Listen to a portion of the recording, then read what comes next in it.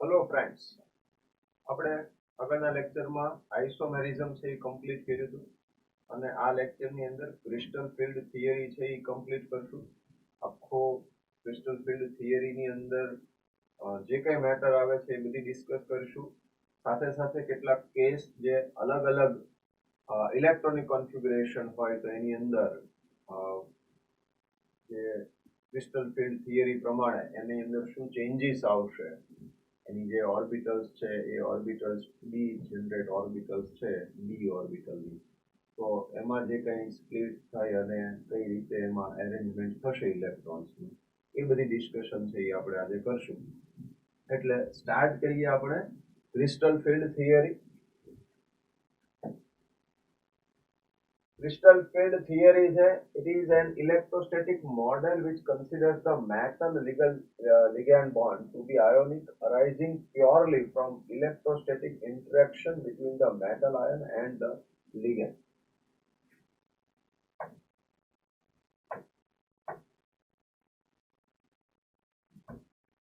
અહીંયા આગળ મેઇનલી આપણે જે સમજવાનું છે કે જ્યાં સુધી મેટલ આયન છે એ મેટલ આયન એને નજીકમાં કોઈ લિગેન્ડ છે ચાર્જ વાળો, એ આઈધર નેગેટિવ ચાર્જડ હોય કે કોઈ ન્યુટ્રલ મોલેક્યુલ હોય, પણ એ પોલાર હશે, તો એ પોલારિટી વાળો પાર્ટ, જે નેગેટિવ ચાર્જ વાળો પાર્ટ છે, એ જ્યાં સુધી મેટલની નજીક ન આવે ત્યાં સુધી મેટલ જે છે એની જે ડી ઓર્બિટલ છે એ ડીજનરેટ રહે છે. ડીજનરેટ એટલે એની જે એનર્જી છે એ ઇક્વલ છે અને બધી જ ઓર્બિટલ્સ છે એની એનર્જી ઇક્વલ છે.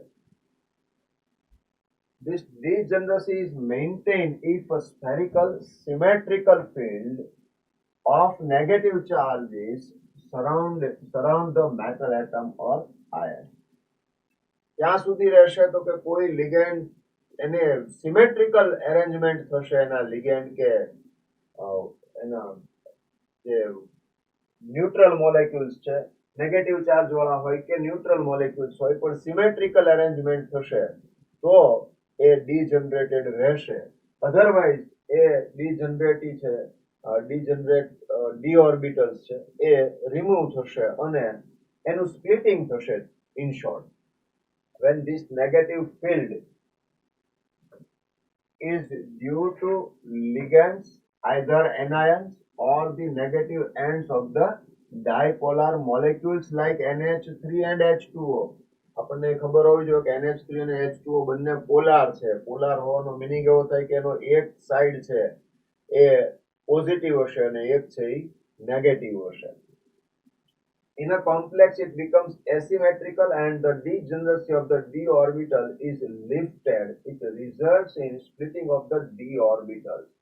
The pattern of splitting depends upon the nature of the crystal field. તો અહીંયા આગળ એક મિનિટ માટે તમને હું અહીંયા આ એક શો કરી દઉં કે કોઈ મેટલ આયન છે,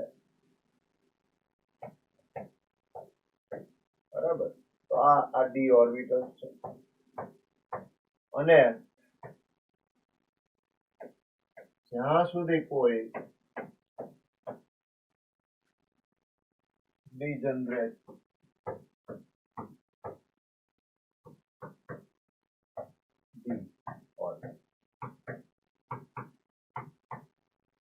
તો જ્યાં સુધી કોઈ લિગેન્ડ નેગેટિવ આયન વાળો કે ન્યુટ્રલ હોય, પણ ન્યુટ્રલ મોલેક્યુલ એટલે મોલેક્યુલ હોય પણ પોલાર હશે, જે એવો કોઈ લિગેન્ડ છે એ આની નજીકમાં નહીં આવે ત્યાં સુધી સ્પ્લિટિંગ નહીં. જ્યારે કોઈ નેગેટિવ ચાર્જ આયન, એટલે એવું સમજો કે અહીંયા આગળ આ જે છે એ કોઈ મેટલ છે અને એ મેટલની આસપાસમાં આમ લિગેન્ડ છે એની નજીકમાં જ્યારે આવશે આ ટાઈપનો, બરાબર, તો આ જે આનો ચાર્જ હશે અહીંયા આગળ આ ઇલેક્ટ્રોન પેર ડોનેટ કરવાના, બરાબર, તો આ જે છે એ આને ઇલેક્ટ્રોન પેર ડોનેટ કરશે. ચાર્જ વાળા છે ઇલેક્ટ્રોન પેર ડોનેટ કરવું છે તો એની નજીક તો આવશે. નજીક આવશે ત્યારે આનો જે કઈ ચાર્જ હશે એ ચાર્જને કારણે either it is polar or negative charged ion, તો એ ચાર્જના લીધે આ જે ડી ઓર્બિટલ્સ છે એ ડી ઓર્બિટલ્સ નું સ્પ્લિટિંગ થશે. અહીંયા જે પણ એની એનર્જી છે એ એનર્જીને બેરીલાઇન સેન્ટર કહેવામાં આવે અને આનું સ્પ્લિટિંગ છે એ બે પ્રકારે થઈ શકે. એક આ રીતે જેમાં T2G ઓર્બિટલ્સ છે અને આ EG ઓર્બિટલ્સ છે. શા માટે આવી રીતના થાય છે એની પણ વાત કરીએ આપણે. અને એવું પણ બની શકે કે અહીંયા આગળ EG હોય અને ઉપર T2G.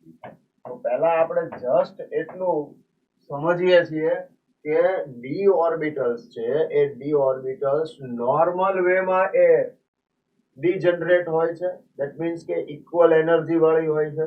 અને જ્યારે કોઈ ligand either it is negative charged or dipolar એ એની નજીકમાં આવશે ત્યારે આ જે ડીજનરેટેડ ડી ઓર્બિટલ્સ છે એનું સ્પ્લિટિંગ થશે. આટલું ક્લિયર છે?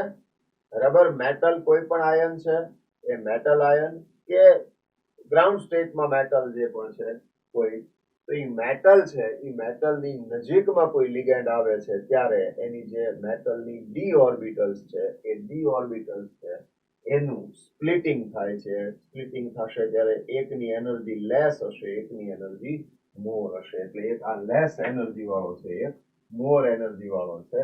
એક અહીંયા લેસ એનર્જી, એક મોર એનર્જી. તો આ બે વસ્તુઓ પોસિબલ છે આની અંદર કે જે ઇક્વલ એનર્જી વાળી ડી ઓર્બિટલ્સ હતી એનું પહેલા તો એનું સ્પ્લિટિંગ થાય.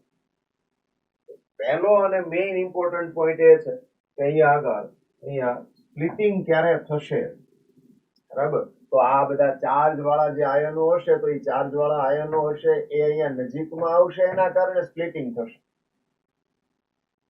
બરાબર?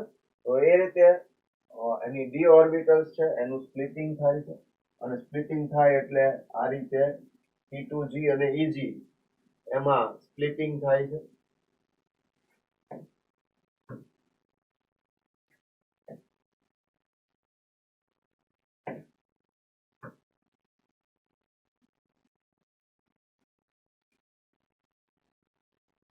Pattern of splitting depends upon the nature of the crystal field.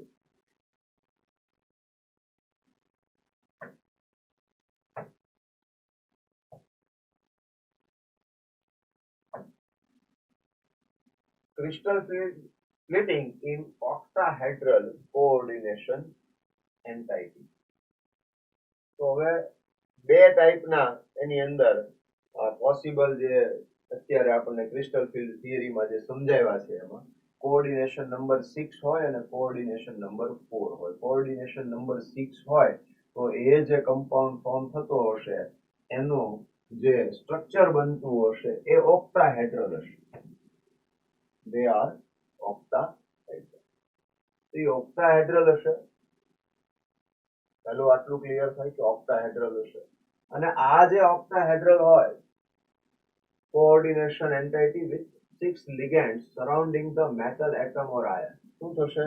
તો કે total 6 atom or ion surrounded to the metal atom or ion. તો એ metal atom કે ion ની આસપાસમાં total 6 ligands જેને કહીએ એ ligands arrange થશે. હવે આ જે એરેન્જમેન્ટ છે ને એ સમજવી એ ઇમ્પોર્ટન્ટ છે, કારણ કે તો ઓલી T2G અને EG, T2G ની એનર્જી આમાં કેમ લેસ છે ને EG ની એનર્જી કેમ મોર છે એ આપણને સમજાશે. સચ રિપલ્શન. હવે શું કહે છે? In an octahedral coordination entity with 6 ligands surrounding the metal atom or ion, there will be repulsion between the electrons in metal d orbitals and the electrons of the ligand. રિપલ્શન થશે. કોની વચ્ચે રિપલ્શન થશે? તો કે મેટલ જે atom કે ion છે એની જે ડી ઓર્બિટલ્સ છે એ ડી ઓર્બિટલ્સમાં જે ઇલેક્ટ્રોન છે એ ઇલેક્ટ્રોન અને જે લિગેન્ડના ઇલેક્ટ્રોન્સ છે એની વચ્ચે રિપલ્શન થશે. રિપલ્શન થશે એટલે ડી ઓર્બિટલ્સ છે એનું સ્પ્લિટિંગ થાય છે. હવે જેમાં રિપલ્શન લેસ થતું હશે એવી જે ડી ઓર્બિટલ્સ છે એની એનર્જી ડિક્રીઝ થશે. જેની અંદર રિપલ્શન મોર થતું હશે એની એનર્જી ઇન્ક્રીઝ થશે એટલે હાયર થશે. તો એક લોઅર એનર્જી વાળા મળશે, એક હાયર એનર્જી વાળા, એમ ડી ઓર્બિટલ્સ છે એનું સ્પ્લિટિંગ થઈ અને એ ટુ ટાઈપના જે T2G ઓર્બિટલ્સ અને EG ઓર્બિટલ્સ ની અંદર એનું સ્પ્લિટિંગ થાય છે. અને એનું રીઝન પણ સમજીએ. The dx square dash y square and dz square orbitals which point towards the axis along the direction of the ligand will experience more repulsion. More repulsion ક્યાં આવશે? તો કે જે ml6 અરેન્જ કરવાના છે એ અરેન્જમેન્ટ નો થોડો આપણને આઈડિયા હોય તો વાંધો ન આવે. તો એ અરેન્જમેન્ટ જે આવશે એમાં તો એક તો સમજો કે આ રીતે આ મેટલ છે, તો અહીંયા આગળ લિગેન્ડ આ રીતના છે, બરાબર છે. એક એબોવ ધ પ્લેન છે ને એક બિલો ધ પ્લેન છે, આમ સમજવા, બરાબર. અને એક્સિસ જે છે એ એક્સિસ પણ આ રીતે છે. તો આ જે છે એ ઝેડ એક્સ છે. તો ઝેડ એક્સ ઉપરથી જ્યારે કોઈ આ એલ છે લિગેન્ડ એ ઝેડ એક્સિસ ઉપરથી આની સાથે બોન્ડ ફોર્મ કરશે તો નેચરલી ત્યાં આગળ જે ઇલેક્ટ્રોન છે એ ઇલેક્ટ્રોન ઓના ડી ઓર્બિટલના ઝેડ એક્સિસમાં જે હશે એ અને જે લિગેન્ડના ઇલેક્ટ્રોન છે નેગેટિવ ચાર્જ તો બે પાસે છે, તો બંને વચ્ચે શું થશે? રિપલ્શન થશે. એવું જ D X square dash Y square માં થશે, બરાબર. તો એ D X square dash Y square minus એ બોલે D X square minus Y square. તો આ જે હશે ને આ બાજુથી જ જો કોઈ લિગેન્ડ છે એની સાથે બોન્ડ ફોર્મ કરવા આવતું હશે તો આની વચ્ચેનું રિપલ્શન કેવું થાય? હાઈ. રિપલ્શન હાઈ હોય તો એનર્જી ઇન્ક્રીઝ થઈ જશે. એનર્જી ઇન્ક્રીઝ થશે એટલે આ જે બે ઓર્બિટલ્સ છે એની એનર્જી ઇન્ક્રીઝ થઈ જશે. કયા? dz સ્ક્વેર અને dx square dash y square. તો એની એનર્જી ઇન્ક્રીઝ થશે.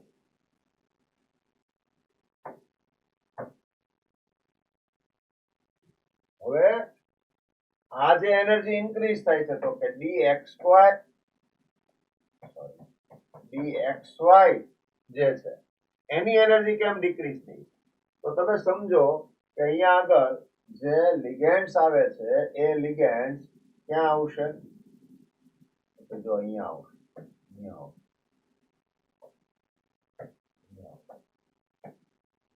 આમ આવશે, બરાબર. આ રીતની એરેન્જમેન્ટ છે. તો એમાં આ જે લિગેન્ડ આવ્યા એ dx square dash Y square અને dz સ્ક્વેર ઉપર, તો એનું જે એમાંના ઉપર જે લિગેન્ડ આવશે એ લિગેન્ડની એનર્જી હાઈ થઈ જાય છે. કેમ? તો કે લિગેન્ડના નેગેટિવ ચાર્જ અને ડી ઓર્બિટલમાં ઇલેક્ટ્રોનનો નેગેટિવ ચાર્જ વચ્ચે રિપલ્શન થઈ. પણ જ્યારે આની ઉપર આવશે ત્યારે dxy ઓર્બિટલ કહીએ that lies between the x axis and y axis.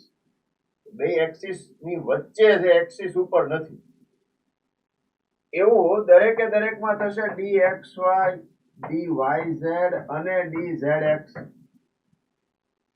તો આ જે ઓર્બિટલ્સ છે xy that means that is between x and y axis, yz that is between y and z axis, dzx that is between the z and x axis. તો એની વચ્ચે orbitals છે. શું થશે? તો કે એક્સિસ ઉપર જે અહીંયા છે આ સાઈડમાં એક્સ વાય છે અને એક્સ અને વાય એક્સિસ ઉપર જે આવતા હશે એરેન્જમેન્ટ એ રીતે થશે. અહીંયા એરેન્જમેન્ટ આપણે સમજવાની છે ઓક્ટાહેડ્રલ, બરાબર. ઓક્ટાહેડ્રલ એટલે એક આમ હશે, આ એક્સિસ છે. તો અહીંયા આગળ એક્સ વાય અને ઝેડ એક્સિસ ની વચ્ચે જે ઓર્બિટલ્સ આવેલી છે તો એના લીધે શું થશે? તો કે જ્યાં રિપલ્શન લેસ છે એટલે એ ઓર્બિટલ્સ છે એની એનર્જી ડિક્રીઝ થશે અને જે એક્સિસ ઉપર આવેલી છે એની એનર્જી ઇન્ક્રીઝ થશે. એટલે જ્યારે ઓક્ટાહેડ્રલ ની વાત કરતા હોઈએ ત્યારે ઓક્ટાહેડ્રલ ની અંદર તો હવે ત્યાં આપણે આમ વિચારી શકીએ કે અહીંયા જે આ ડીજનરેટ ઓર્બિટલ્સ છે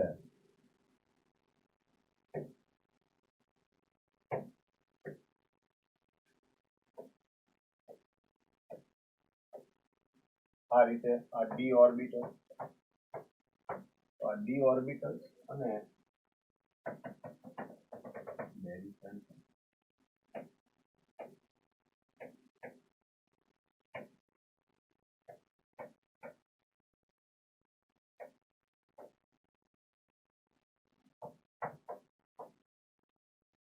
અને સ્પ્લિટિંગ થયા પછી જે ઓર્બિટલ્સ છે એ ઓર્બિટલ્સ ને નવા નામ આપી દીધા છે T2G and EG. બરાબર. તો આ ડી ઓર્બિટલ્સ છે એ T2G અને EG માં ચેન્જ થશે. ક્યારે ચેન્જ થશે? when octahedral કમ્પાઉન્ડ ફોર્મ થતો હોય છે. બરાબર. Ml6 ટાઈપના જે કમ્પાઉન્ડ કહીએ, બરાબર, તો એની અંદર ઓક્ટાહેડ્રલ થયું અને ઓક્ટાહેડ્રલ જેમાં શેપ આવતો જીઓમેટ્રી જેની ઓક્ટાહેડ્રલ હશે એની અંદર જે ડી ઓર્બિટલ્સ છે એનું સ્પ્લિટિંગ છે એ T2G અને EG માં. બરાબર. રીઝન તમને આમ કહ્યું એમ કે એ Ml6 છે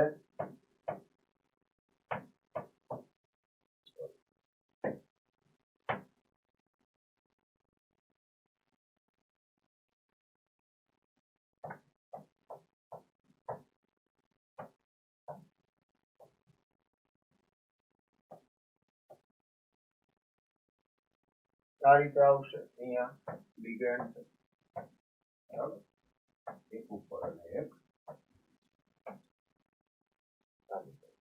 બરાબર. આ ઓક્ટાહેડ્રલ તો એની અંદર પછી આપણે લેતા હોઈએ તો આપણને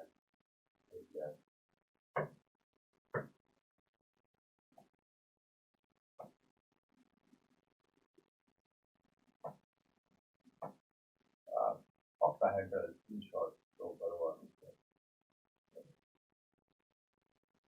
તો આ જે ઓક્ટાહેડ્રલ બનતું હોય એની અંદર જે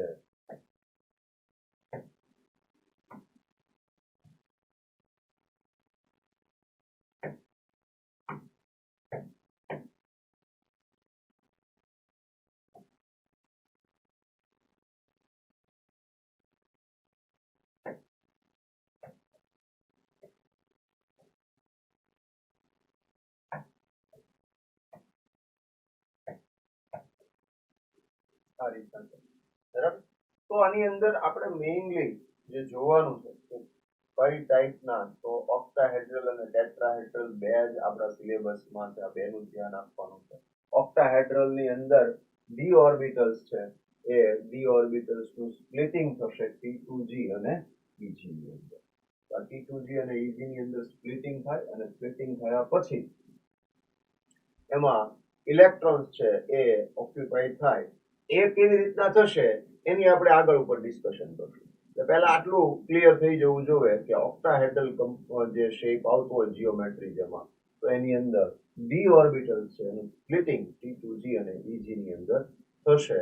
રીઝન છે એ તમને ક્લિયર કરી દીધું કે જે ઓર્બિટલ્સ છે એ એક્સિસ ઉપર છે ત્યાંથી જ તે લિગેન્ડ પણ જોડાય છે, એટલે એક્સિસ ઉપર જે ઓર્બિટલ્સ આવેલી છે એની એનર્જી ઇન્ક્રીઝ થઈ ગઈ છે અને એક્સિસ થી વચ્ચે જે ઓર્બિટલ્સ આવે છે તો એની એનર્જી ડિક્રીઝ થાય છે રિલેટિવલી.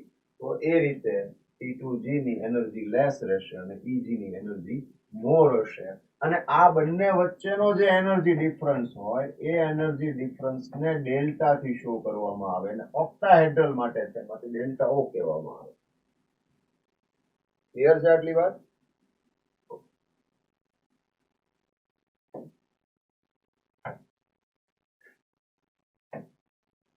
તો અહીંયા પાછા આવીએ આપણે.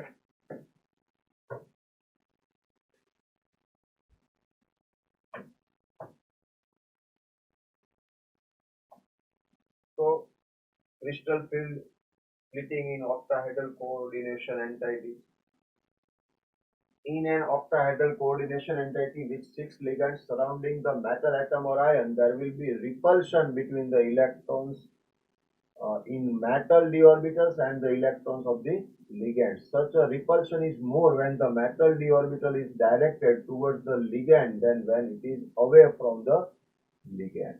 શું થશે તો કે જ્યારે બે ના ઇલેક્ટ્રોન્સ છે એની નજીક આવતા હશે તો એ એકબીજાથી દૂર જશે, રિપલ્શન વધશે, બરાબર. તો એની એનર્જી ઇન્ક્રીઝ થશે. D X square dash Y square, શું કામ તો કે એક્સિસ ઉપર આવે છે. ડી ઝેડ સ્ક્વેર એક્સિસ ઉપર આવેલી ઓર્બિટલ્સ છે.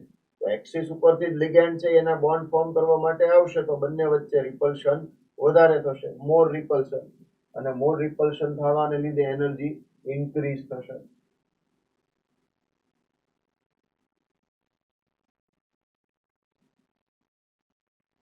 અને એ જ રીતે D X Y Y Z and Z X orbitals which are directed between the axes will will be lowered in energy relative to the average energy in the spherical crystal field.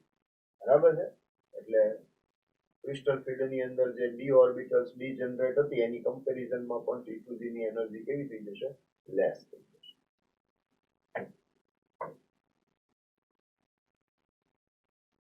Three orbitals T2G set motion, two orbitals higher energy no EG no set motion. The splitting of the degenerate levels due to the presence of ligands in a definite geometry is termed as crystal field splitting. આ જે D orbitals છે એનું splitting થયું એને શું કહીએ છીએ આપણે? Crystal field splitting, CF. And this energy separation is denoted by delta O. એને આપણે delta O વડે એનો એનર્જી ડિફરન્સ છે એને delta O કહીએ છીએ. અને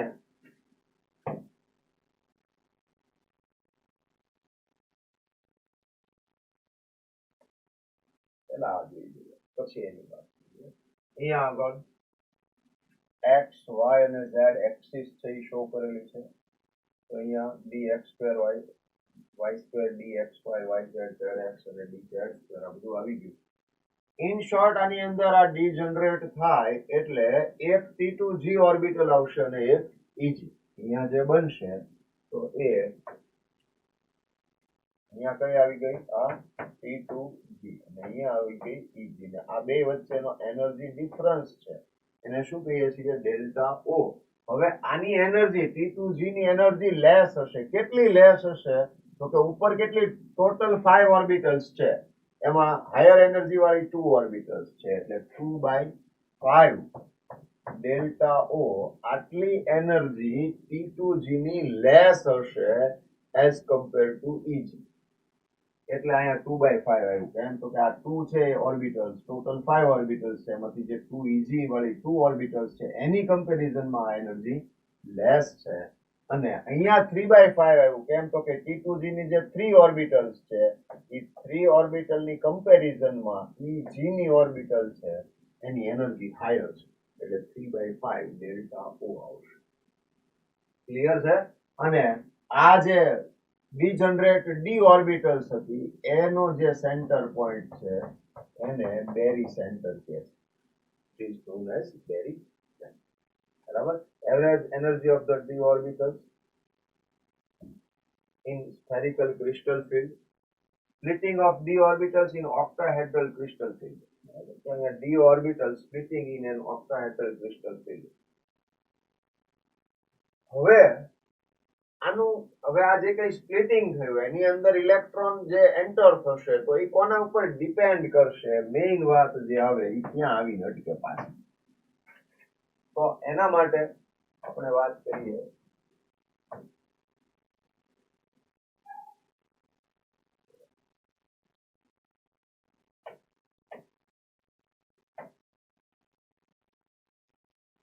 crystal field splitting. Delta O depends upon the field produced by the ligand and charge the metal ion. કોના ઉપર ડિપેન્ડ કરશે? ligand and charge of the metal ion. Delta O depends upon. Some ligands are able to produce strong fields, in which case the splitting will be large, whereas others produce weak fields and consequently result in small splitting of d orbitals. This thing is very important. શું કહે છે? Some ligands are able to produce strong fields. એટલે એવા ligands કે જે strong field produce કરતા હોય તો એના લીધે શું થશે in which case the splitting will be large. So splitting જે હશે આમ એ splitting will be large. Whereas others produce weak fields. તો જેમાં weak field આવે and consequently result in small splitting of the orbitals. તો એની વચ્ચેનું જે d orbitals વચ્ચેનું જે splitting છે એની વચ્ચેનો difference છે એનર્જી એ એનર્જી ડિફરન્સ લેસ હશે. ક્લિયર થાય છે? સ્ટ્રોંગ ફિલ્ડ લિગેન્ડ છે એટલે કે જે સ્ટ્રોંગ ફિલ્ડ પ્રોડ્યુસ કરતું હોય તો એ સ્પ્લિટિંગ મોર કરશે. જે સ્ટ્રોંગ વીક ફિલ્ડ પ્રોડ્યુસ કરતું હશે એનું જે સ્પ્લિટિંગ થશે એ પણ કેવું હશે એ લેસ. એની વચ્ચેનો ડિફરન્સ છે એ less. In general, ligands can be arranged in a series in the order of increasing field strength. આ ઇમ્પોર્ટન્ટ છે. શું કહે છે? In the order of increasing field strength. એટલે અહીંયા આપણને આયન્સ છે કે લિગેન્ડ્સ છે, લિગેન્ડ્સ ની સિરીઝ આપેલી છે કે જે ઇન્ક્રીઝિંગ ફિલ્ડ સ્ટ્રેન્થ વાળી હોય, એટલે કે એની સ્ટ્રેન્થ ઇન્ક્રીઝ થતી હોય એ ઓર્ડરમાં આપેલું છે. I minus, Br minus, SCN minus, thiocyanide ion, chloride ion, S minus 2, sulphide ion, hydroxide ion, oxalate ion અને H2O આટલા જે છે એ વીક ફિલ્ડ લિગેન્ડ્સ છે. આઇસોથાયોસાઇનાઇડ, EDTA, NO2, બરાબર, NO2 પછી EN માઇનસ અને CO આટલા જે લિગેન્ડ્સ છે એ કેવા છે? સોરી, ત્યાં NH2 NH3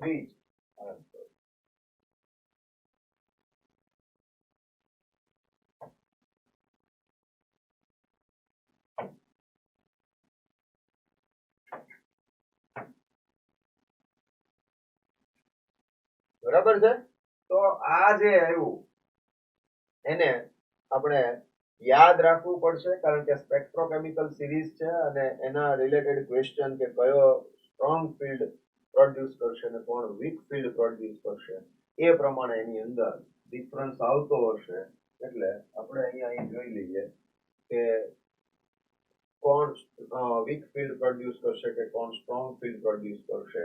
તો સ્ટ્રોંગ જે લિગેન્ડ છે અને વીક કયા છે એમ આપણે યાદ રાખવું પડશે. તો એના માટે આપણે I માઇનસ Br માઇનસ, તો આ જે આપેલું છે જે સિરીઝ એ સિરીઝ આપણે યાદ રાખવાની છે અને એ યાદ રાખવા માટેની ટ્રીક સાથે હું તમને કહેતો જઈશ. તો એ પ્રમાણે જોતા જઈએ આપણે.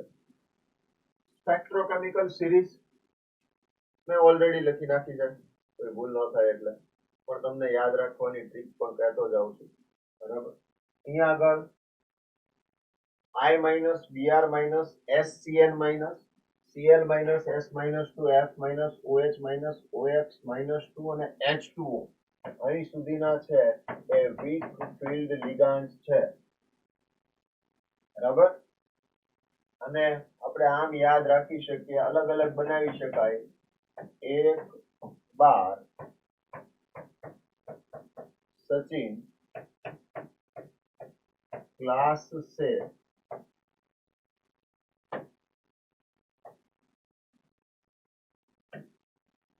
एक बार सचिन क्लास से फरार और ऑक्जेलेट का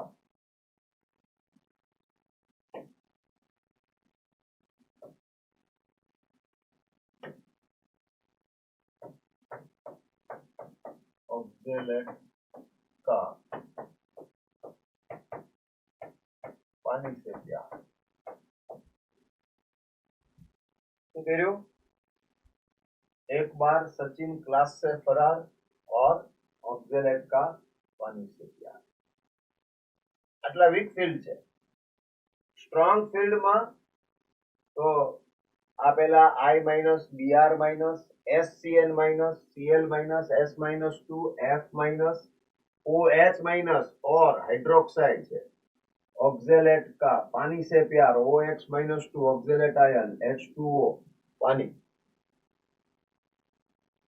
तो यहाँ एक बार सचिन क्लास से फरार और ऑक्जेलेट का पानी से प्यार आटलू થઈ ગયું.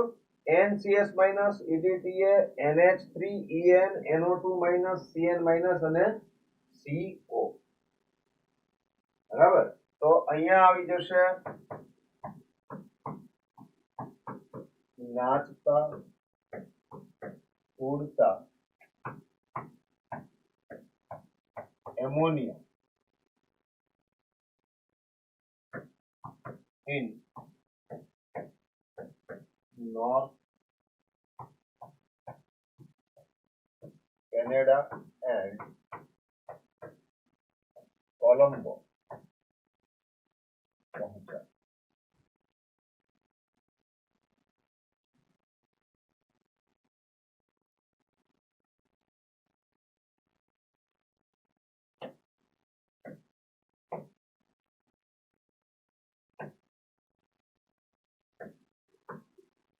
ગયા એવું કરી નાખ્યું. કોલંબો શું કીધું? નાચતા ઉડતા ammonia in North Canada and Colombo.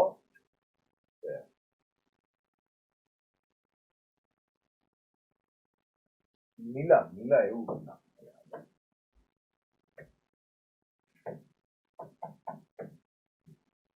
બરાબર છે. નાચતા ઉડતા ammonia in Colombo in North Canada and Colombo में मिला. कोलंबो में मिला. બરાબર. યાદ રાખવાની ટ્રીક છે. આની સિવાયની પણ કોઈ પણ સારી તમને જે લાગે એ રાખી શકો. એક જ ટ્રીક યાદ રાખવાની, એની જ પ્રેક્ટિસ કરવાની. આ ગમે તો આ ને બીજી કોઈ ગમતી હોય તો બીજી કોઈ ટ્રીક. મિસઅન્ડરસ્ટેન્ડિંગ ન કરવી ભાઈ. एक बार सचिन क्लास से फरार और ऑक्जेलेट का पानी से प्यार. नाचता उड़ता ammonia in north Canada and Colombo में मिला. આ આપણી સ્પેક્ટ્રોકેમિકલ સિરીઝ થઈ ગઈ. અહીંયા આગળ તમે એ જુઓ કે અહીંયાથી અહીંયા જે છે આ બધા વીક ફિલ્ડ સોરી એ કેવા છે? સ્ટ્રોંગ ફિલ્ડ લિગેન્ડ છે. એ સ્ટ્રોંગ ફિલ્ડ લિગેન્ડ. ખ્યાલ આવે છે? આ સ્ટ્રોંગ ફિલ્ડ લિગેન્ડ થયા અને આ જે છે એ વીક ફિલ્ડ લિગેન્ડ. આટલા વીક ફિલ્ડ લિગેન્ડ છે, આટલા સ્ટ્રોંગ ફિલ્ડ લિગેન્ડ છે. ક્લિયર થાય છે?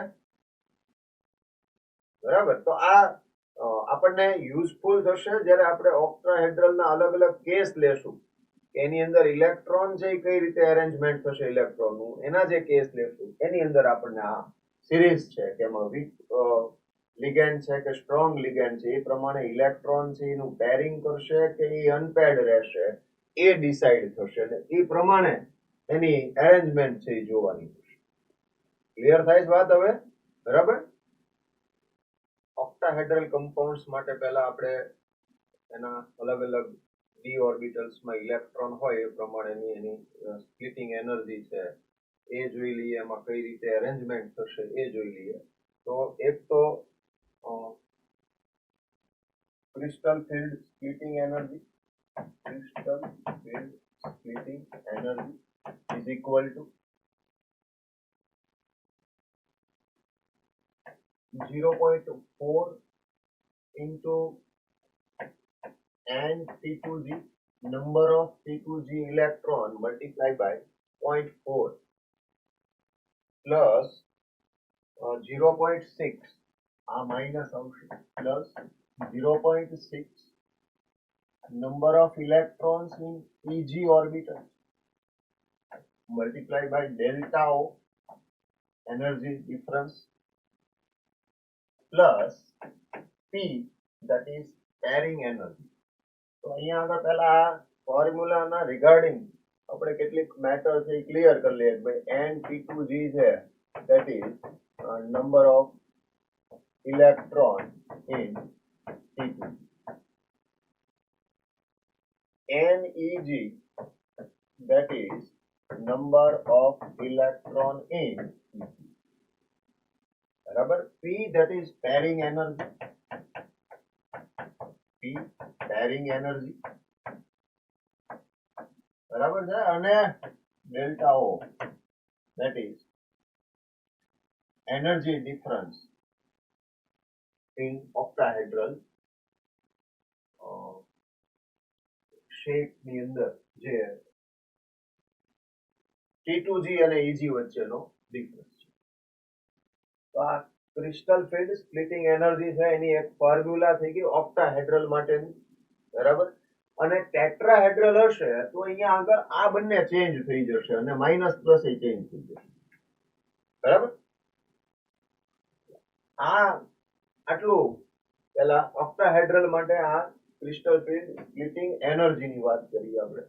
હવે વાત કરીએ કે D2 ઓર્બિટલ્સ છે. ફોર એક્ઝામ્પલ કેસ 1 લઈએ આપણે કે કેસ 1 ની અંદર શું હોય તો કે D2 હોય. D ઓર્બિટલ્સ ની અંદર 2 ઇલેક્ટ્રોન હોય. તો D ઓર્બિટલ્સ ની અંદરના જે 2 ઇલેક્ટ્રોન્સ છે બરાબર અને બે ઇલેક્ટ્રોન હોય. હવે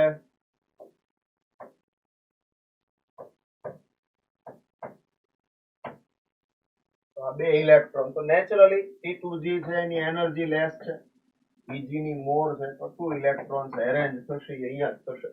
તો આમાં તો કઈ બહુ લાંબુ વિચારવાની જરૂર નથી. આની ક્રિસ્ટલ ફિલ્ડ સ્પ્લિટિંગ એનર્જી. હવે આમાં સ્ટ્રોંગ ફિલ્ડ કે વીક ફિલ્ડ જોવાની જરૂર નથી, લિગેન્ડ કઈ ટાઈપનો છે એમ. અને આ એનર્જીની વાત કરીએ તો શું થશે -0.4 મલ્ટીપ્લાય બાય 2 આવશે. T2G માં ઇલેક્ટ્રોન છે પ્લસ 0.6 ઇન્ટુ 0 થઈ જશે પ્લસ પેરિંગ એનર્જી, પેરિંગ તો થતું નથી તો 0 ઇન્ટુ P થશે. તો ઓવરઓલ -0.8 આવશે. ક્લિયર છે. તો આ D2 માટે સ્પ્લિટિંગ એનર્જી થઈ ગઈ. અચ્છા D3 માટે સેમ વે આવી જશે. 3 ઇલેક્ટ્રોન છે એટલે હજુ પેરિંગ તો થવાનું જ નથી અહીંયા. તો આ જે D2 માટેની વાત થઈ. ક્લિયર છે. D3 ની વાત કરી લઈએ તો D3 માટે D3 એક ઇલેક્ટ્રોન અહીંયા આવી જશે. તો અહીંયા આગળ આ રીતે આવી જશે. T2G3 EGM થઈ જશે. અહીંયા મલ્ટીપ્લાય બાય 3 થઈ જશે. એ પ્રમાણેનો આન્સર આવી જશે. ક્લિયર છે. તો D4 થી સ્ટાર્ટ થશે કે પેરિંગ થાય કે ન થાય એમ. એટલે આપણે સીધો કેસ ચાલુ કરીએ એ D4 વાળો સ્ટાર્ટ કરીએ. તો એના માટે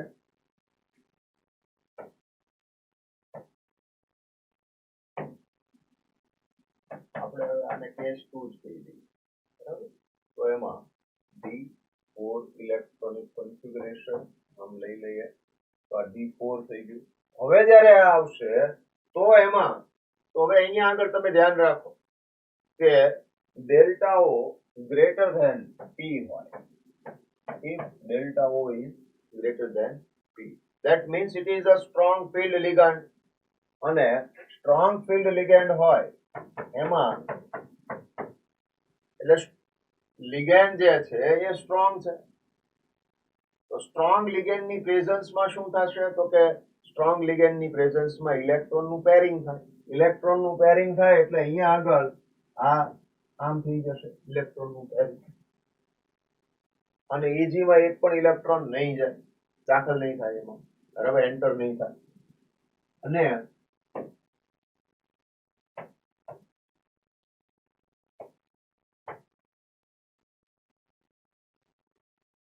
હવે એની CFSE crystal field splitting energy છે એ કેલ્ક્યુલેટ કરી લઈએ. બરાબર, આ તેના માટે ડેલ્ટા ઓ માટે અગેન ફોર્મ્યુલા તો એની એ જ છે, તો ફોર્મ્યુલા પ્રમાણે જુઓ તો -0.4 multiply by 4 electron number of electron in T2g orbital plus શું આવશે 0.6 into 0 આવશે અને પ્લસ પેરિંગ એનર્જી તો 1 into p થશે, કારણ કે એક પેર થઈ ને, એક પેરિંગ થયું તો એક પેરિંગ થયું એટલે 1 into p આવશે. શું થઈ જશે આ ટોટલ -1.6 બરાબર પ્લસ p શેના માટે D4 માટે. ક્લિયર છે હવે? બરાબર, એટલે D4 માટે તો D4 ની અંદર હવે D4 માં મેઇનલી તમારો પ્રોબ્લેમ એ હોય કે કેવી રીતે મને ખબર પડશે, તો કે સ્ટ્રોંગ ફિલ્ડ લિગેન્ડ એટલે કે જે સ્ટ્રોંગ લિગેન્ડ્સ છે એની પ્રેઝન્સ આપેલી હશે અને ડી ઓર્બિટલ ની અંદર 4 ઇલેક્ટ્રોન્સ નોર્મલ એની જે કોઈ ઓક્સિડેશન સ્ટેટ પ્રમાણે આવતા હશે તો એમાં T2g ની અંદર T2g 4 થશે અને Eg 0 થશે. બરાબર, બે પોસિબિલિટી છે. Weak field ligand strong field ligand હોય ત્યારે અનપેર્ડ ઇલેક્ટ્રોન લેસ હોય અને વીક ફિલ્ડ લિગેન્ડ હોય ત્યારે મોર હોય અનપેર્ડ ઇલેક્ટ્રોન. એટલે ટૂંકમાં in short we can say that unpaired electron will not be paired if ligand is weak. So in the presence of weak ligand unpaired electron can't be paired. આવું કહી શકીએ આપણે, pairing નહીં થઈ શકે એમ. તો આ વાત થઈ શેની D4 delta O greater than P છે અને એની અંદર આ રીતે આપણે સ્ટ્રોંગ ફિલ્ડ લિગેન્ડ હોય ત્યારે આપણને આ રીતે મળશે. હવે વીક ફિલ્ડ એમાં ને એમાં પાછો બીજો કેસ શું બને, delta O less than P. તમે આ ચેન્જ કરી નાખો, બરાબર છે, ડેલ્ટા O લેસ ધેન શું થઈ ગયું વીક ફિલ્ડ લિગેન્ડ. અને વીક ફિલ્ડ લિગેન્ડ હશે તો શું થશે,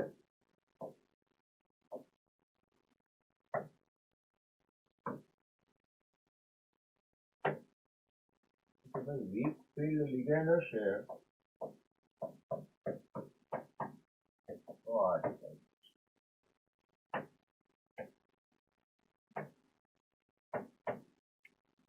શું કામ, તો કે અનપેર્ડ ઇલેક્ટ્રોન ને પેડ કરી શકતા નથી એવું તમે સિમ્પલી સમજો.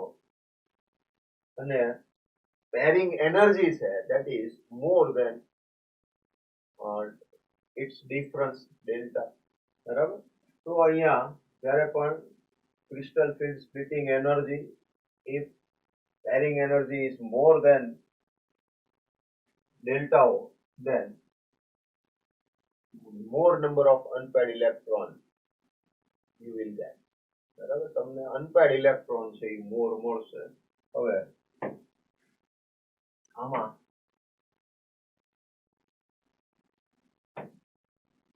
તો હવે શું થઈ જશે કે -0.4 into 3 plus 0.6 into 1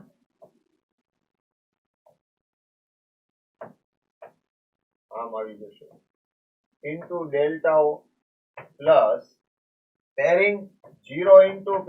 પેરિંગ તો થતું જ નથી, પેરિંગ થતું હોય તો 1 2 3 એવું કંઈક આવે, જેટલી પેરિંગ થતું હોય જે નંબર ઓફ પેર જે બનતા હોય એના. એટલે અહીંયા આગળ શું થઈ જશે -1.2 plus 0.6 that means -0.6 delta O.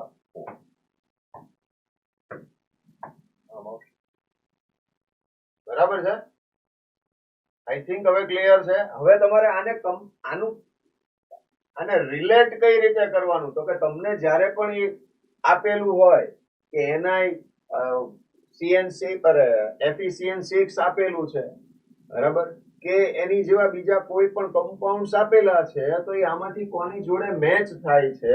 એટલે પહેલા તો એનો ઓક્સિડેશન નંબર પ્રમાણે એનું આયોનિક સ્ટેટ શું થાય, એમાં ડી ઇલેક્ટ્રોન્સ કેટલા છે એ જોઈ લો. પછી જે લિગેન્ડ આપેલો છે એ લિગેન્ડ છે એ સ્ટ્રોંગ છે કે વીક છે એ જોઈ લો, અને પછી એમાંથી ડિસાઈડ કરો કે હા હવે આનું પેરિંગ થશે કે નહીં. તો એ બહુ આઈ થિંક બહુ ઈઝી થઈ જશે આ રીતે કરવાથી. બરાબર. D4 પછી D5 વાળો કેસ લઈએ.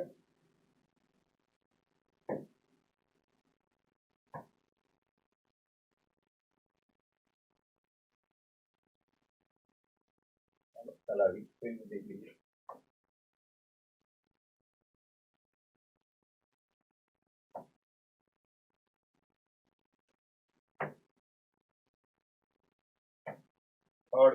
D5 અને વીકફિલ્ડ લિગેન્ડ જ લઉં છું.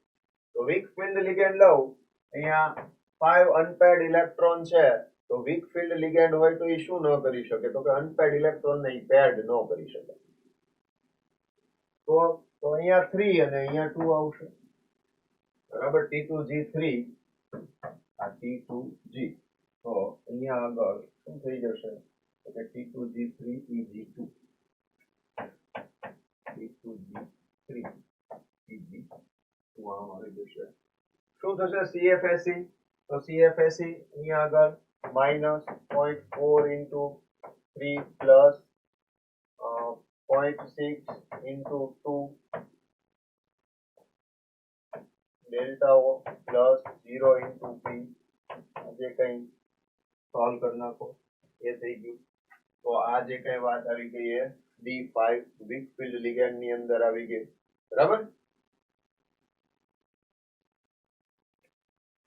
ક્લિયર છે? આમાં ને આમાં હજુ આપણે વાત કરવાની બાકી છે. કઈ? Strong field ligand.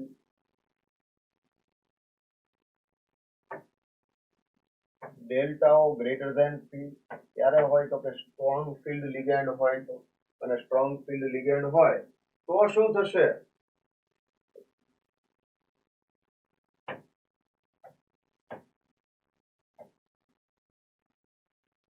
તો કે 5 ઇલેક્ટ્રોન છે. 5 ઇલેક્ટ્રોન્સ છે તો એ 5 ઇલેક્ટ્રોન્સ ક્યાં આવશે? તો કે 5 ઇલેક્ટ્રોન્સ જે છે એ T2G માં જ આવશે. શું થઈ જશે તો કે અનપેર્ડ ઇલેક્ટ્રોન્સ છે એનું પેરિંગ થઈ જશે. બરાબર. તો આ અનપેર્ડ ઇલેક્ટ્રોન્સ છે એનું પેરિંગ થઈ જશે આ રીતે. બરાબર. તો એ થઈ ગયું T2G5 EG0. તો આ T2G5 EG0 આવશે. બરાબર. એ સ્ટ્રોંગ ફિલ્ડ લિગેન્ડ ની અંદર.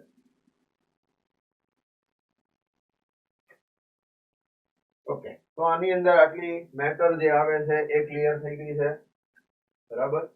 ઇલેક્ટ્રોન્સ તમારે T2G EG શું કહેવાય ફોર્મ્યુલા જે છે એ ફોર્મ્યુલા ની અંદર વેલ્યુઝ મૂકી અને તમારે ફાઇન્ડ કરી લેવાનું છે શું આવશે એમ.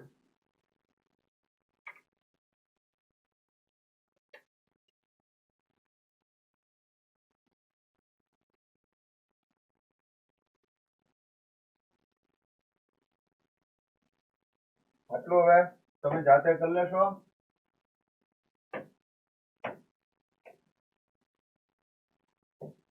CFSE ફાઇન્ડ કરી લેશો. શું કરવાનું રહે? -0.4 into number of T2 is electron એટલે -0.4 મલ્ટીપ્લાય બાય 5 થઈ જશે. T2G માં ઇલેક્ટ્રોન ટોટલ કેટલા છે? 5 મલ્ટીપ્લાય બાય -0.4 પ્લસ શું થઈ જશે તો કે 0.6 પણ EG માં એક ઇલેક્ટ્રોન જ નથી તો multiply by 0 delta O plus pairing અહીંયા પેરિંગ છે એ કેટલી પેર બની? પેરિંગ કેટલું થયું? 2. 2 into P થઈ જશે ઇઝ ઇક્વલ ટુ શું થઈ જશે? -2.0 ડેલ્ટા O પ્લસ 2P. આમ આવશે. હલો. બરાબર. દરેકમાં બે બે કેસ આવશે. એક સ્ટ્રોંગ ફિલ્ડ લિગેન્ડ હોય ત્યારે અને એક વીક ફિલ્ડ લિગેન્ડ હોય ત્યારે. સ્ટ્રોંગ ફિલ્ડ લિગેન્ડ હોય તો અનપેર્ડ ઇલેક્ટ્રોન જેટલા પોસિબલ હોય એટલા પેર્ડ થશે. અને વીક ફિલ્ડ લિગેન્ડ હશે તો જેટલા અનપેડ હશે એ એઝ ઇટ ઇઝ અનપેડ રહેશે, તો ત્યાં મેક્સિમમ અનપેડ ઇલેક્ટ્રોન રાખવાના. બરાબર છે. નેક્સ્ટ જોઈ લઈએ.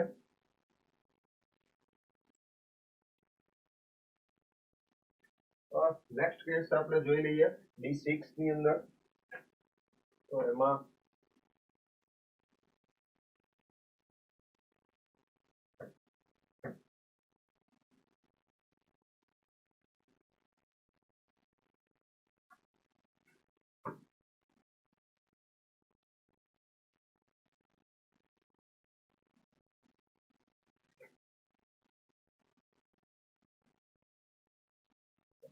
D6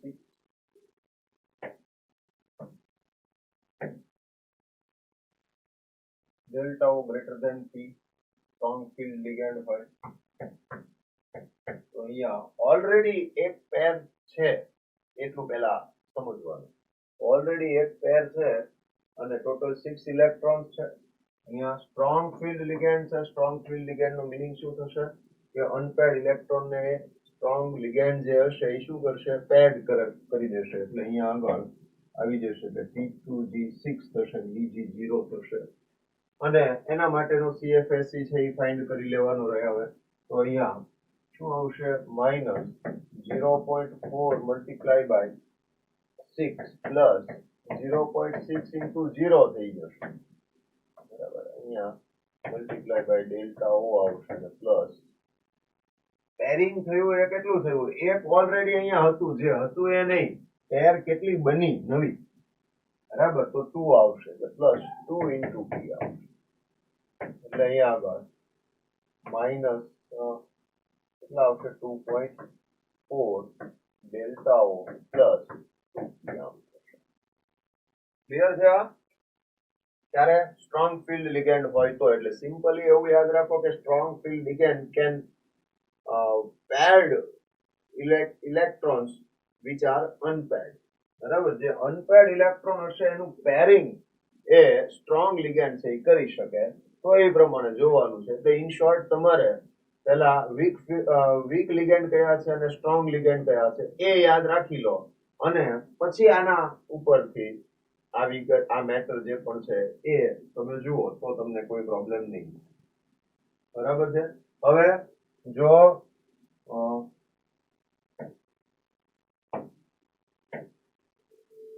લઈ લો delta O less than P, ક્યારે હશે, વીક ફિલ્ડ લિગેન્ડ હશે તો ડેલ્ટા O છે એ લેસ ધેન P હશે અને એમાં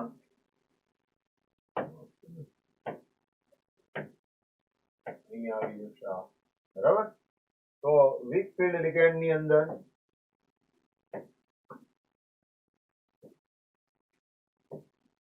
શું થઈ જશે કે અનપેર્ડ ઇલેક્ટ્રોન જે હોય એનું પેરિંગ કરી શકતો નથી. એટલે અહીંયા જે આપણે T2G આ 6 વાળું જે લઈએ છીએ તો 6 ની અંદર શું થશે તો કે જે અનપેર્ડ ઇલેક્ટ્રોન છે એ એઝ ઇટ ઇઝ અનપેર્ડ રહેશે.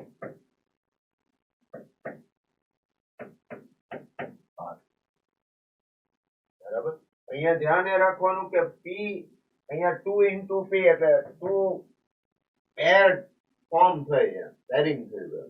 બરાબર, અહીંયા 0 ઇન્ટુ P આવશે. બરાબર, આ જે છે એ ઓલરેડી પ્રેઝન્ટ હતી જ તે ડી ઓર્બિટલ ની અંદર. પેરિંગ જેનું થાય સ્ટ્રોંગ કે એ લિગેન્ડ ની પ્રેઝન્સ ના લીધે તો આપણે મલ્ટીપ્લાય કરવાનું રહે. એટલે અહીંયા વીક ફિલ્ડ લિગેન્ડ હશે તો વીક ફિલ્ડ લિગેન્ડ માટે આવશે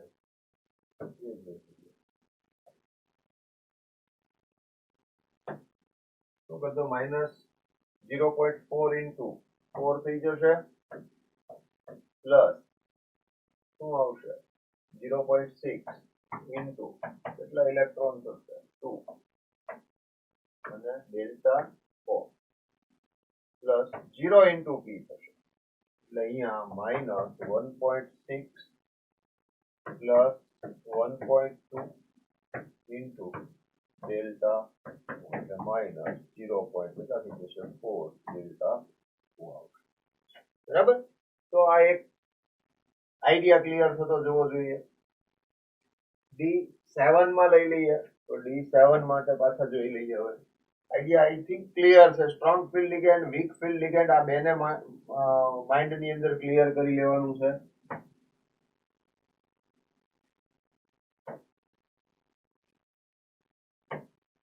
અહીંયા આગળ હવે D7 લઈએ તો D7 છે તો અહીંયા 7 ઇલેક્ટ્રોન આ D ની અંદર આ રીતે થશે.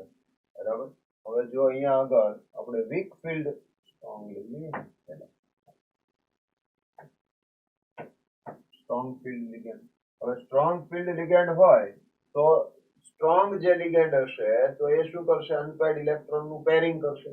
7 ઇલેક્ટ્રોન ટોટલ છે તો અહીંયા તો 6 જ એકોમોડેટ થઈ શકે. તો એક ઇલેક્ટ્રોન એ Eg માં આવશે, Eg1 થશે અને T2G6 થશે. આ 7 માટેનું થઈ ગયું. એ જ પ્રમાણે 7 માટે તમારે શું કરવું પડે? તો અહીંયા આગળ CFSE is equal to minus 0.4 into number of electrons in C2G એટલે 6 plus 0.6 into 1 into delta O plus pairing કેટલાનું થયું? only 1. already 2 paired તો હતી જ. 1 into P આમ થઈ ગયું. minus 2.4 plus 0.6 into delta O plus 3. તમે minus 1.8 delta O plus clear છે? બરાબર. આ શેના માટે થઈ ગયું? ડેલ્ટા D7 માટે delta O greater than P. Strong field ligand હોય ત્યારની આ વાત થઈ. એમાં આપણને minus 1.8 ડેલ્ટા O અને શું મળશે? આ પ્લસ P. ક્લિયર છે? ઓકે. અહીંયા આગળ નેક્સ્ટ D8 થી D10 નો કોઈ મીનિંગ નથી. સમજો. બરાબર છે? રીઝન સમજાવી દઉં તમને. કારણ કે એમાં કઈ ફેર જ નથી પડતો. એટલા પેડ હશે એ પેડ રહેશે, અનપેડ હશે એ અનપેડ રહેશે. તો પછી એનો કઈ મીનિંગ રહેતો નથી. એટલે એવું કહી શકીએ કે આનું ઇમ્પોર્ટન્સ છે એ D4 ટુ D7 ઇલેક્ટ્રોન માટે. It is for D4 to D7. Clear છે? ઓકે. અહીંયા D8 માટે એક એક્ઝામ્પલ લઈ લઈએ એટલે આપણો આઈડિયા છે એ ક્લિયર થઈ જાય. આ જવા દો, એનું કોઈ કામ નથી. હવે D8 સપોઝ કે છે તો અહીંયા આગળ આમ થઈ ગયું. બરાબર. હવે 8 ઇલેક્ટ્રોન ને એકોમોડેટ કરવાના છે. 6 અહીંયા થઈ ગયા, 7 અને 8. અચ્છા, બીજો કોઈ ઓપ્શન છે ખરો? બરાબર. સ્ટ્રોંગ ફિલ્ડ લિગેન્ડ હોય કે વીક ફિલ્ડ લિગેન્ડ હોય, strong field ligand or weak field ligand, in both kind of case T2G and EG remains same. એ તો as it is રહેશે, એમાં કોઈ ફરક પડશે નહીં. That means there is no difference in D8, D9 and D10. So it is more important in D4 to D7 કારણ કે D3 સુધી એવું જ છે. બરાબર. કારણ કે પહેલા તો લોઅર જે એનર્જી વાળી ઓર્બિટલ હશે એમાં ઇલેક્ટ્રોન આવશે, અનપેર્ડ રહેશે. બરાબર. ઓકે. તો આ આપણે વાત કરી ઓક્ટાહેડ્રલ જે જીઓમેટ્રી હોય એવા કમ્પાઉન્ડ્સ માટે સ્ટ્રોંગ ફિલ્ડ લિગેન્ડ અને વીક ફિલ્ડ લિગેન્ડની, અને એમાં કઈ રીતે ક્રિસ્ટલ ફિલ્ડ સ્પ્લિટિંગ એનર્જી જે છે એ એનર્જી ફાઇન્ડ કરી શકીએ અને એમાં T2G EG માં શું ચેન્જીસ આવશે એની આપણે વાત કરી. તમારે સિમ્પલી બે વસ્તુઓ મગજમાં રાખવી પડે. એક, તમને જે પણ કોમ્પ્લેક્સ આયટમ હોય એનો જે સેન્ટ્રલ મેટલ આયન હોય તો એનો ઓક્સિડેશન નંબર ફાઇન્ડ કરવો પડે, એના પ્રમાણે તમારે એની ડી ઓર્બિટલ્સમાં ઇલેક્ટ્રોન કેટલા આવશે એ જોવું પડે, અને એની સાથે જે પણ લિગેન્ડ આપેલા છે એ લિગેન્ડ સ્ટ્રોંગ છે કે વીક છે, અને સ્ટ્રોંગ કે વીક પ્રમાણે અહીંયા T2G માં ઇલેક્ટ્રોન શું આવશે એ જોઈ લેવાનું થાય. આટલું કરો એટલે કોઈ પણ ક્વેશ્ચન છે આ ટાઈપનો જે આપેલો હોય સોલ્વ થઈ. Clear? Good.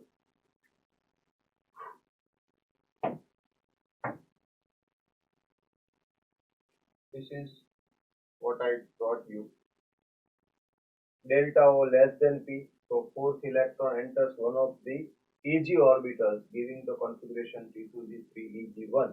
Ligands for which delta O less than P are known as weak field ligands and form high spin complexes.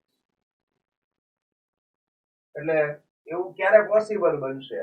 તો એમ યાદ રાખવાનું કે વીક લિગેન્ડ જે હશે, વીક ફિલ્ડ લિગેન્ડ, અને એ high spin complexes. High spin complexes નો meaning એવો થાય કે અનપેર્ડ ઇલેક્ટ્રોન વધારે હોય. As more number of unpaired electron it is known as high spin complexes, કારણ કે એનો મ્યુ છે એ હાઈ આવશે.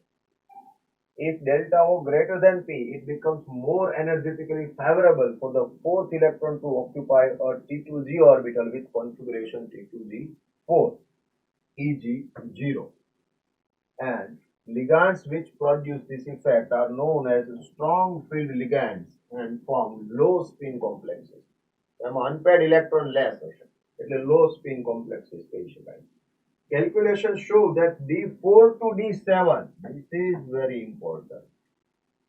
Coordination entities are more stable for strong field as compared to weak field. બરાબર? અને આ યાદ રાખો, ડેલ્ટા ઓ લેસ ધેન પી શાના માટે છે, ડેલ્ટા ઓ ગ્રેટર ધેન પી શાના માટે છે, વીક ફિલ્ડ લિગેન્ડ હોય તો શું થાય અને સ્ટ્રોંગ ફિલ્ડ લિગેન્ડ હોય તો શું થાય, અને એ રિપીટેડલી મેં તમને આગળ કરાવ્યું છે. બરાબર?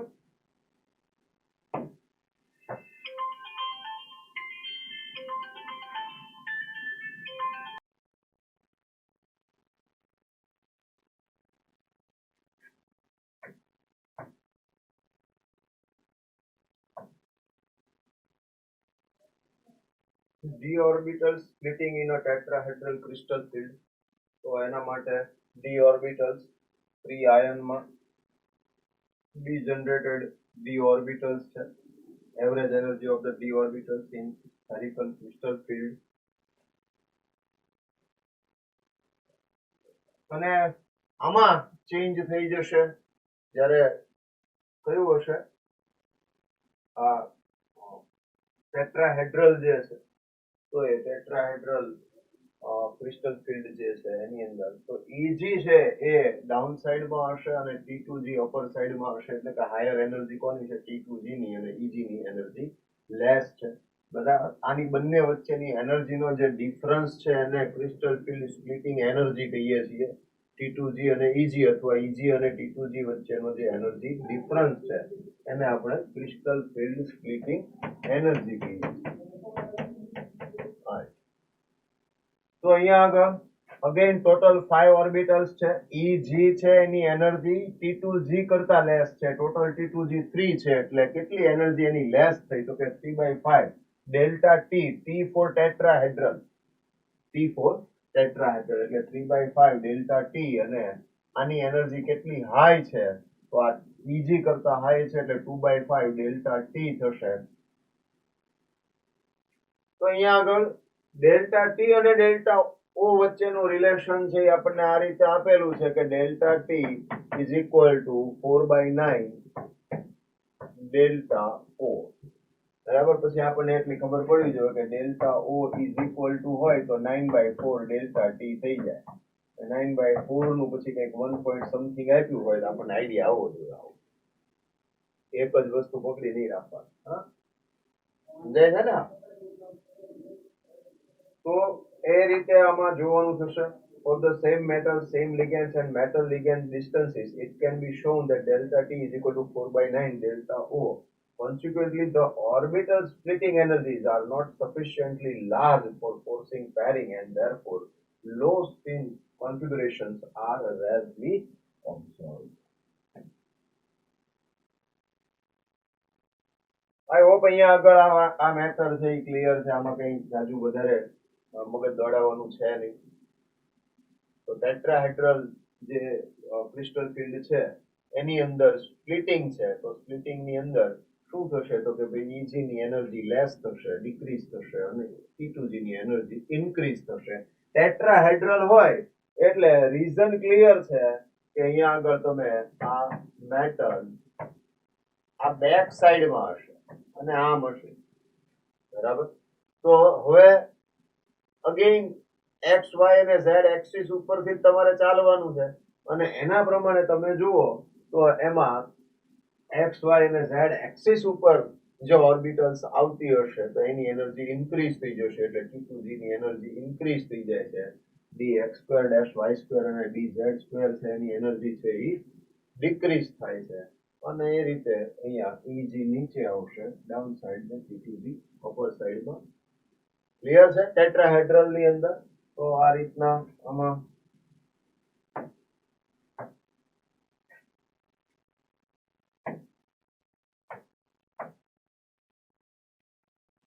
નેક્સ્ટ જે ટોપિક સ્ટાર્ટ થશે આપણો એ કલર ઇન કોઓર્ડિનેશન કમ્પાઉન્ડ્સ છે એ આવશે, બરાબર. અહીંયા આગળ આપણું ક્રિસ્ટલ ફિલ્ડ સ્પ્લિટિંગ એનર્જી વાળો ટોપિક છે એ કમ્પ્લીટ થાય છે. મેઇનલી એમાં ઓક્ટાહેડ્રલ ની વાત આવે છે પણ સાથે સાથે થોડી ટેટ્રાહેડ્રલ ની વાત પણ આપેલી છે. એ વાત કરી લીધી આપણે. ડિફરન્ટ કેસીસ મેં ડાયરેક્ટ કેસીસ કરાવ્યા છે તમને. તમને મેં કોઈ પર્ટિક્યુલર એક્ઝામ્પલ નથી કરાવ્યું તો તમને એ ધ્યાનમાં રહેવું જોઈએ કે મને પર્ટિક્યુલર એક્ઝામ્પલ આવે તો મારે શું કરવાનું છે. તમારે એનો ઓક્સિડેશન નંબર ફાઇન્ડ કરવાનો છે, લિગેન્ડ જે આપેલો હોય એ સ્ટ્રોંગ છે કે વીક છે એ ચેક કરવાનું છે અને એના પ્રમાણે પછી અનપેર્ડ ઇલેક્ટ્રોન પેર્ડ થશે કે નહીં થાય એ જોવાનું છે T2G માં અને Eg ની અંદર. તો in that case it is very easy. જો એટલું કરી લેશો તો બહુ જ ઇઝી વાત છે. Okay friends, now it is our new topic, color in coordination compounds.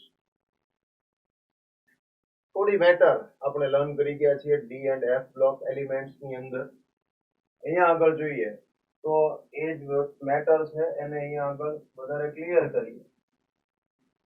આમ તો મેટર ઓલમોસ્ટ સેમ જ છે, જોતા જઈએ. In the previous unit, we learned that one of the most distinctive properties of transition metal complexes is their wide range of color. કલરની જે wide range જોવા મળે છે એ ટ્રાન્ઝિશન મેટલના જે કોમ્પ્લેક્સ કમ્પાઉન્ડ છે એની અંદર જોવા મળે છે. This means that some of the visible spectrum is being removed from white light as it passes through the sample. So the light that emerges is no longer white. એટલે કે કોઈ complex છે એ complex માંથી white light pass કરવામાં આવે તો એમાંથી certain રેન્જની જે લાઇટ છે એ એબ્સોર્બ થઈ જાય છે અને રિમેનિંગ છે એ રિલીઝ થાય છે. એટલે જે રિલીઝ થાય છે એ પ્રમાણે આપણને કલર છે એ જોવા મળશે. The color of the complex is complementary to that which is absorbed. એટલે જે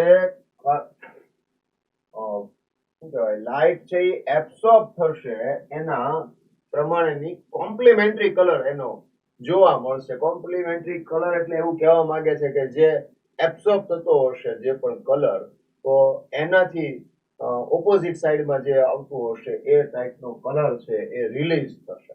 હું હમણાં એક વાત કરું તમને. Complimentary colour is the colour generated from the wavelength left over. એટલે કે જે એબ્સોર્બ થઈ ગયા પછી જે બાકી રહી વેવલેન્થ એના પ્રમાણેનો કલર છે એ આપણને જોવા મળશે. If green light is absorbed by the complex it appears red. તો અહીંયા આગળ green light is absorbed by the complex it appears red. Green light absorb થઈ ગઈ તો દેખાશે કેવો આપણને કલર રેડ. કારણ કે એમિશન હવે જે થશે એ કઈ રેન્જના કલરનું કઈ રેન્જનું હશે તો એ રેડ કલરમાં જે રેન્જ આવતી હશે એનું હશે. Okay, table 9.3 gives the different wavelength absorbed and the color observed.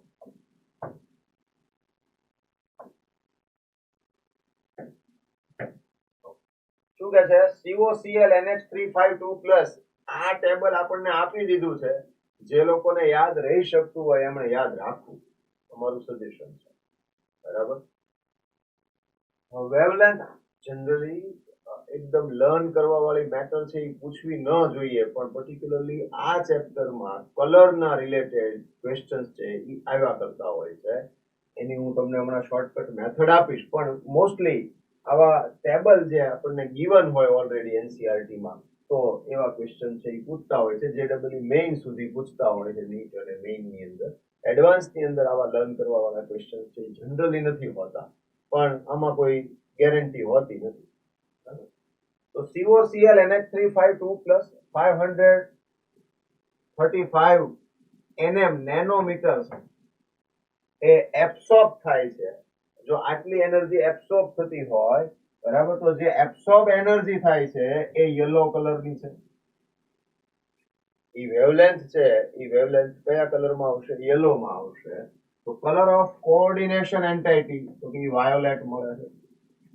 તો જે આપણને કોમ્પ્લેક્સ છે એનો કલર જે દેખાશે, આપણને જે દેખાશે એ કયો હશે? વાયોલેટ હશે. બરાબર. CONH35H2O3+, 500 નેનોમીટર છે, બ્લુ ગ્રીન, એટલે આમાં ગ્રીન છે એનો પાર્ટ વધારે છે. તો રિલીઝ થતો જે એનર્જી છે અને એના પ્રમાણે આપણને જે કલર શો કરશે એ કયો મળશે? રેડ કલર મળશે. CONH363+, 475 બ્લુ કલર એબ્સોર્બ થાય છે. તો જે એબ્સોર્બ થાય છે એની ઓપોઝિટમાં જે આવતું હશે એ યલો ઓરેન્જ છે એ શું થશે? રિલીઝ. એટલે આપણને જોવા મળશે 300 COCN63- 310 અલ્ટ્રાવાયોલેટ, પેલ યલો, અલ્ટ્રાવાયોલેટ એબ્સોર્બ થાય છે તો રિલીઝ કયો થશે? પેલ યલો. પછી CuH2O4 2+, 600 નેનોમીટર છે એ એબ્સોર્બ થાય છે. બરાબર, એટલે કયો એબ્સોર્બ થઈ ગયો? રેડ. રેડ એબ્સોર્બ થાય છે તો કયું રિલીઝ થાય છે? જોવા મળશે બ્લુ. સોરી, અહીંયા મારી મિસ્ટેક હતી. આમાં બ્લુ છે એ એબ્સોર્બ થતો હોય તો રેડ રિલીઝ થશે, રેડ એબ્સોર્બ થતો હશે તો બ્લુ રિલીઝ થશે. બરાબર. અને લાસ્ટમાં 498 એટલે બ્લુ ગ્રીન, પણ અહીંયા આગળ થોડો એનર્જીમાં અહીંયા 500 છે, અહીંયા 498 છે, અહીંયા આપણને કયો જોવા મળશે? પર્પલ જોવા મળશે. બરાબર.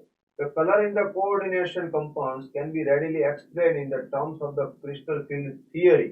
Consider, for example, the complex TiH2O6 3+, which is violet in color. બધા કલર યાદ રાખવા પડશે. TiH2O6 3+, કયો કલર? તો કે violet colour. This is an octahedral complex where the single electron Ti+3, આમાં શું છે? ટિટેનિયમ +3. તો ટિટેનિયમ છે એનું ઇલેક્ટ્રોનિક કોન્ફિગરેશન ખબર હોવી જોઈએ. 3D શું હશે?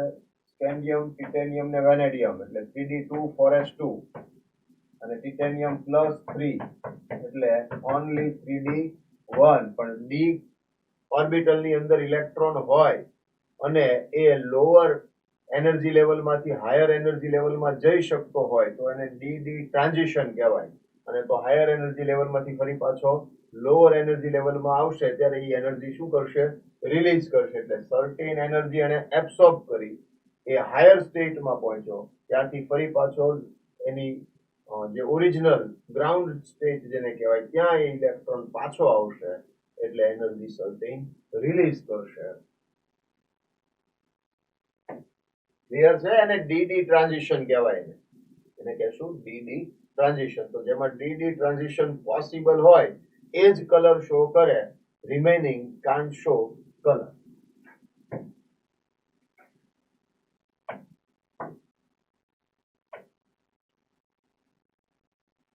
The next higher state available for the electron is the empty Eg level. એટલે T2G1 છે ત્યાંથી હાયર સ્ટેટમાં ક્યાં આવશે? Eg1 માં. અને Eg1 માંથી પાછો T2G માં આવશે ત્યારે એનર્જી રિલીઝ કરશે.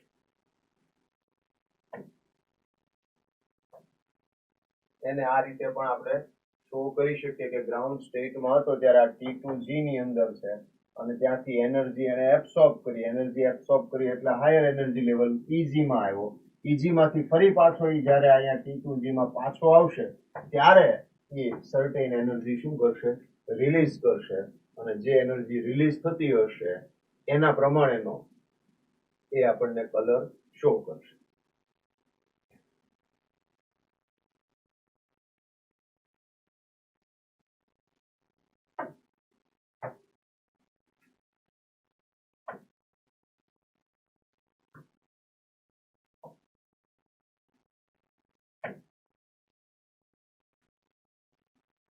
So here, for example, removal of water from TiH2O6Cl3 on heating renders it colorless. તો TiH2O6Cl3 માંથી H2O રિમૂવ થઈ જશે તો શું થાય છે, તો કે કલરલેસ થઈ જાય. ખ્યાલ આવે છે? એટલે કે કોમ્પ્લેક્સ છે એ હોવો જોઈએ તો એમાં ડીડી ટ્રાન્ઝિશન થાય. Similarly, anhydrous CuSO4. So anhydrous CuSO4 is white. Remember it. અને હવે પ્રેક્ટિકલ ની અંદર તમે એ સબસ્ટન્સ ને જોયો હોવો જોઈએ. બ્લુ કલરના સરસ મજાના ક્રિસ્ટલ હતા કોપર સલ્ફેટના. પણ એ કેવો હતો, એનહાઇડ્રસ હાઇડ્રેટેડ હતો. એનહાઇડ્રસ હોય તો કેવો હોય, વ્હાઇટ. શું કહે છે જુઓ, anhydrous CuSO4 is white, but CuSO4 5H2O is blue in color. The influence of the ligand on the color of a complex may be illustrated by considering the NiH2O6 2+ complex, which forms when nickel 2 chloride is dissolved in water. શું કીધું, NiCl2 છે એને તમે વોટરમાં dissolve કરો આ રીતે, NiCl2 plus H2O, બરાબર, તો એમાંથી શું બનાવશે, NiH2O6Cl, બરાબર.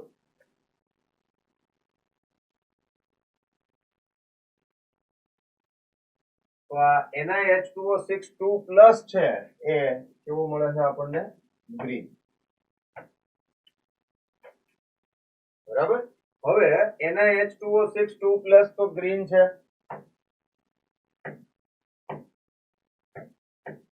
બરાબર, આ ગ્રીન છે, અને એમાંથી આપણને કેવો મળશે, તો પેલ બ્લુ. તો એકદમ આમ લાઇટ બ્લુ છે એ આપણને જોવા મળશે, બરાબર. તો પેલ બ્લુ એમાં ક્યારે મળશે, તો કે ઇથિલિન ડાયમાઇન છે એના પ્રપોર્શન કીધા છે 1 to diamine, ethylene diamine, ethane 1 to diamine, En is to nickel, ethane 1 to diamine, અને નિકલ નું પ્રપોર્શન છે આ 1:1 હોય, પછી આ 2:1 હોય, એટલે નિકલ રિમેઇન 1. En છે એ વધારતા જાવ, 3:1 આવે, તો એમાં કલર ચેન્જ આવે છે. એ કઈ ટાઈપના છે તમે જુઓ કે અહીંયા આગળ જો એક En એન્ટર થયો તો પેલ બ્લુ થઈ ગયો. હવે આ પેલ બ્લુ છે ઓલરેડી, અને જ્યારે અગેન En એમાં એન્ટર થશે તો NiH2O twice En twice 2+, શું છે આ, NiH2O twice En twice 2+, તો એ કેવો છે, blue or purple, blue or purple, બરાબર.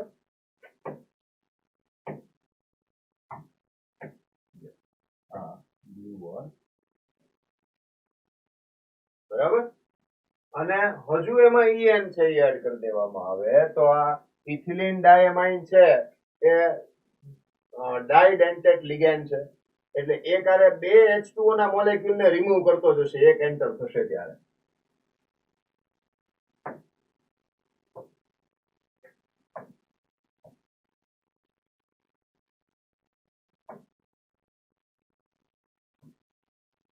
આ જસ્ટ આપણને કલર અલગ અલગ શો કર્યા, પણ એ કઈ આમાં દેખાય નહીં આપણને, પણ આપણે આ જોઈ લઈએ કે આ જે છે એ આવો પર્પલ હતો, બ્લુ કે પર્પલ, અને ફરીથી એક En છે એ એડ થાય એટલે કે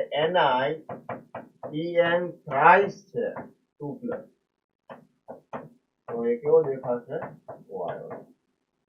ઓલમોસ્ટ મેં ટ્રાય કરી છે કલર એ પ્રમાણેનો યુઝ કરવાની, બરાબર. એ વાયોલેટ કલર શો કરશે. તો એ રીતે એમાં લિગેન્ડ છે એનું ઇમ્પોર્ટન્સ આપણને ખ્યાલ આવે કે લિગેન્ડ જેમ જેમ ચેન્જ થતા જશે તો એના કારણે પણ કલર છે એ ચેન્જ થાય છે. હવે કેટલીક મેટર અહીંયા ડિસ્કશનમાં આપણને ટેક્સ્ટ બુકની અંદર નથી આપી, પણ કેટલાક એવા કમ્પાઉન્ડ્સ હોય કે જેમાં આપણને એમ ખબર પડે, નોર્મલી એવું કહી શકાય, normally when D0 or D10 is there, compound is colorless. Compound is colorless. ખ્યાલ આવશે?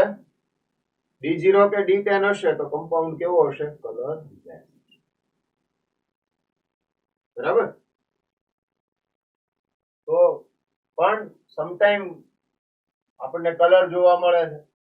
હવે આમાં તો તમે એમ કહો છો કે કલરલેસ હોવો જોઈએ, પણ કલર જોવા મળે છે. તો એ લિગાન્ડ જે હોય, એ લિગાન્ડ છે એ શું કરતો હોય તો કે એ ચાર્જ ટ્રાન્સફર કરતો હોય. તો એ લિગાન્ડ ચાર્જ ટ્રાન્સફરના લીધે આપણને કલર જોવા મળતો હોય. તો એવું થતું હશે ત્યારે આપણને એ કલર છે એ જોવા મળશે. બરાબર.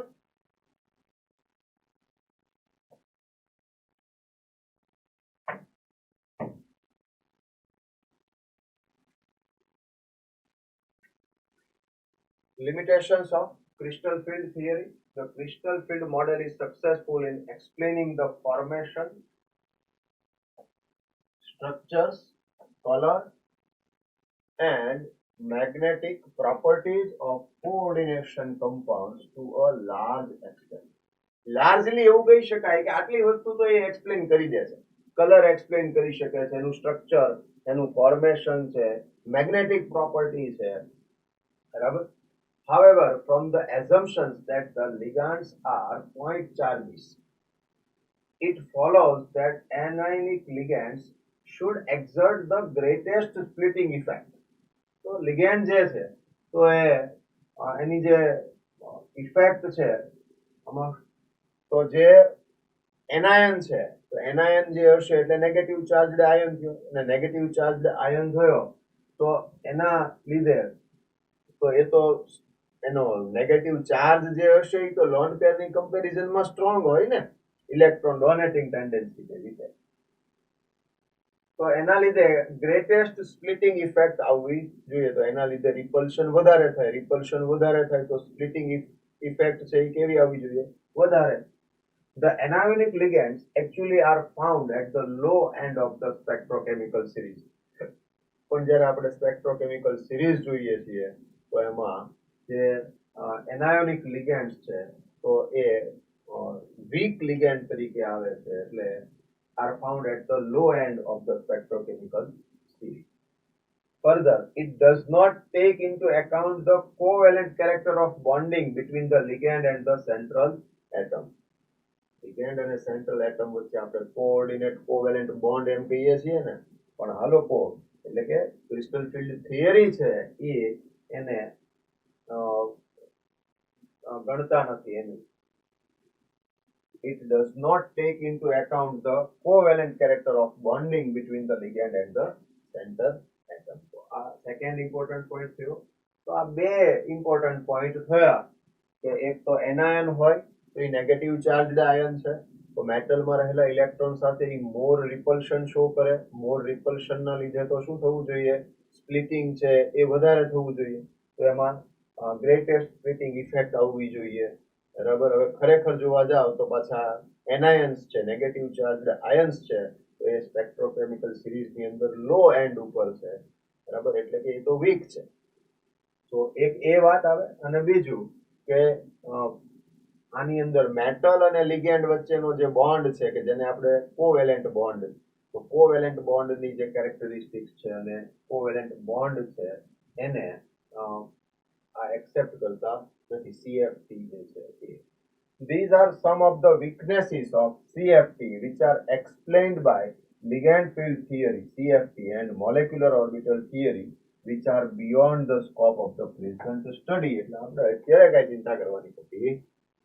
ઓકે, તો આ આપણે આખી જે લાસ્ટમાં જે ટોપિક હતા આઇસોમેરિઝમ આપણે કમ્પ્લીટ કર્યું, પછી ક્રિસ્ટલ ફિલ્ડ થિયરી કર્યું, અને લાસ્ટમાં એની લિમિટેશન્સ આપણે કલર જોઈ ગયા અને પછી આપણે એની લિમિટેશન્સ છે એનું ડિસ્કશન કરીએ.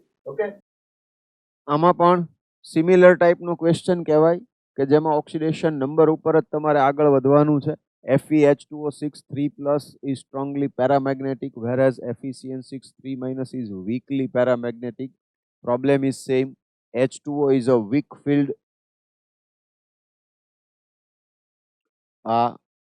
weak filled ligand છે H2O. CN જે છે એ સ્ટ્રોંગ ફિલ્ડ લિગેન્ડ છે, બરાબર, અને એના લીધે CN છે એ અનપેર્ડ ઇલેક્ટ્રોનને પેડ કરી દેશે, તો એના લીધે એના unpaired number of unpaired electron less હશે. H2O6 વીક ફિલ્ડ લિગેન્ડ છે, અનપેર્ડ ઇલેક્ટ્રોનને પેડ નહીં કરી શકે ને એના લીધે એ સ્ટ્રોંગલી પેરામેગ્નેટિક છે. આ વીકલી પેરામેગ્નેટિક છે. સિમ્પલ. Fe નું ઇલેક્ટ્રોનિક કોન્ફિગરેશન આવડતું હોવું જોઈએ. હલો, બરાબર છે? ફાઇન. લા આમ ખબર તો પડશે ને તમને. Fe atomic number 26, argon core 3d6 4s2 4s2, બરાબર. Fe+2 એટલે 4s 0 થઈ જાય, 3d6 થયા. 3d6 જે થાય આ રીતે, તો આ આમ આવશે, બરાબર. 4 + 2 6 થઈ ગયા, તો આ 3d6 થયા. શું થશે હવે? તો FeH2O6 માં ધ્યાન રાખજો. ઓકે, FeH2O6 3+ છે એટલે એમાં Fe+3 કરવાના. બેવમાં Fe નો ઓક્સિડેશન નંબર +3 આવશે. તો Fe+3 નો મીનિંગ શું થઈ ગયો?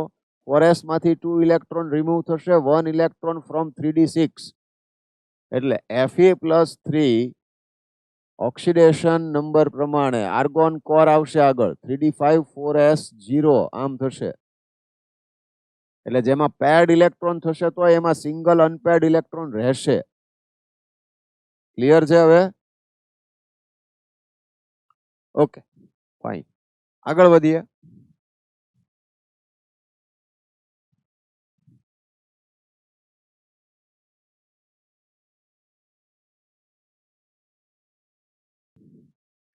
Explain CuNH363+ is an inner orbital complex whereas NiNH362+ is an outer orbital complex. આ થોડુંક સ્પેસિફિક છે. Ammonia sometimes behaves like a strong ligand, sometimes behaves like a weak ligand. તો એના લીધે શું થશે? તો કે કોબાલ્ટ ની અંદર એ અનપેર્ડ ઇલેક્ટ્રોન ને પેડ કરી દેશે. એટલે CuNH363+ ની અંદર જે કોબાલ્ટ +3 છે, તો એ કોબાલ્ટ +3 માં જે ઇલેક્ટ્રોનિક કોન્ફિગરેશન આવશે કોબાલ્ટ +3 નું, આર્ગોન કોર 3d શું થઈ જશે? 3d6 3d7 4s2 હોય ને, એટલે 3d6 4s0 4p0 આમ થઈ જશે. એટલે આ NH3 છે એ અનપેર્ડ ઇલેક્ટ્રોનને પેર્ડ કરશે અને એના લીધે electronic hybridization, type of hybridization છે. So 2d orbital to be involved in D2sp3 hybridization. એટલે કે અહીંયા આગળ આ જે 3d6 છે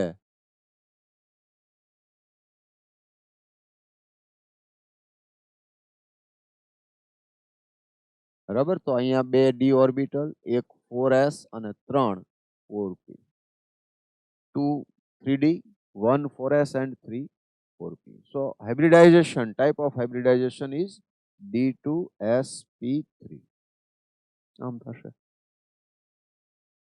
અને NiNH362+ આ જે છે કે જેમાં નિકલ +2 છે અને એમાં અનપેર્ડ ઇલેક્ટ્રોન નું પેરિંગ નહીં થાય. તો આ અનપેર્ડ ઇલેક્ટ્રોન નું પેરિંગ નહીં થાય એને નિકલ +2 હું અહીંયા સ્ટ્રક્ચર ડ્રો કરું એટલે આર્ગોન કોર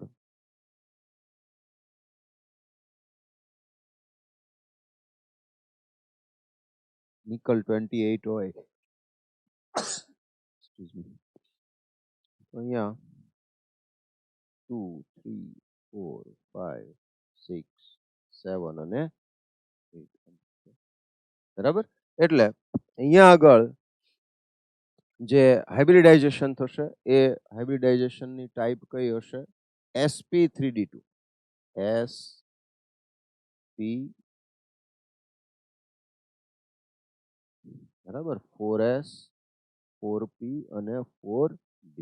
તો અહીંયા હાઇબ્રિડાઇઝેશનની અંદર બધી આઉટર ઓર્બિટલ્સ યુઝ થાય છે એટલે આઉટર ઓર્બિટલ કોમ્પ્લેક્સ છે એ કહેવાશે. જ્યારે અહીંયા CONH363 ની અંદર ઇનર ઓર્બિટલ છે 3d યુઝ થાય છે એટલે ઇનર ઓર્બિટલ કોમ્પ્લેક્સ કહેવાશે. આટલી જ વાત છે. In short question directly hybridisation related છે. કઈ ટાઈપનું which kind of hybridisation is there, that is the most important point. Clear છે હવે?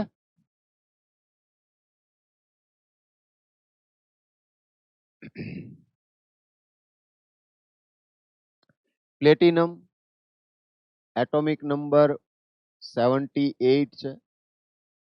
Xenon core 4f14 5d9 6s1 આવું ઇલેક્ટ્રોનિક કોન્ફિગરેશન છે. આ ઇલેક્ટ્રોનિક કોન્ફિગરેશન આવડતું હોય તો પ્રોબ્લેમ નથી કાંઈ.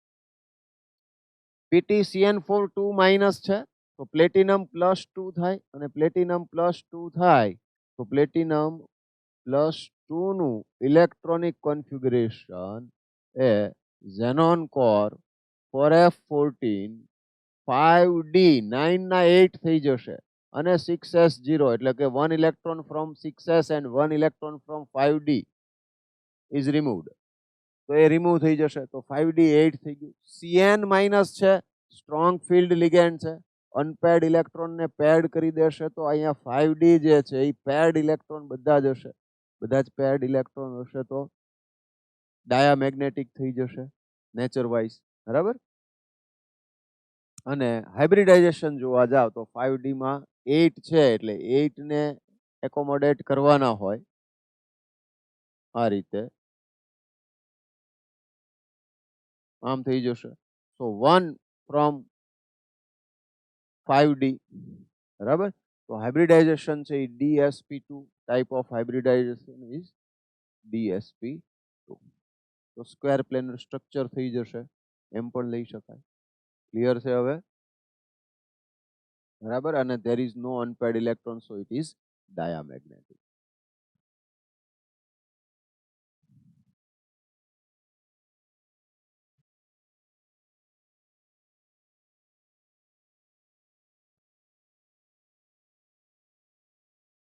The hexa-aqua manganese 2 ion contains 5 unpaired electrons, while the hexacyano ion contains only 1 unpaired electron. Explain using crystal field theory. CFT થી આપણે આન્સર આપવાનો છે. As per CFT, if strong field ligand is present, then unpaired electron will be paired. But if weak field ligand is there, then it can't paired to unpaired electron. બરાબર. Unpaired electron ની એનું pairing નહીં કરી શકે. બસ તો આ જ main difference છે. હેક્ઝા એક્વા છે તો અહીંયા આગળ મેંગેનીઝ Mn H2O6 તો ઓક્ટા હેડ્રલ થઈ ગયું આ +2 બરાબર. H2O is a weak field ligand. તો વીક ફિલ્ડ લિગેન્ડ છે તો એ અનપેર્ડ ઇલેક્ટ્રોન ને પેર્ડ નહીં કરી શકે એટલે number of unpaired electron will be more. એટલે અહીંયા 3d5 as per CFT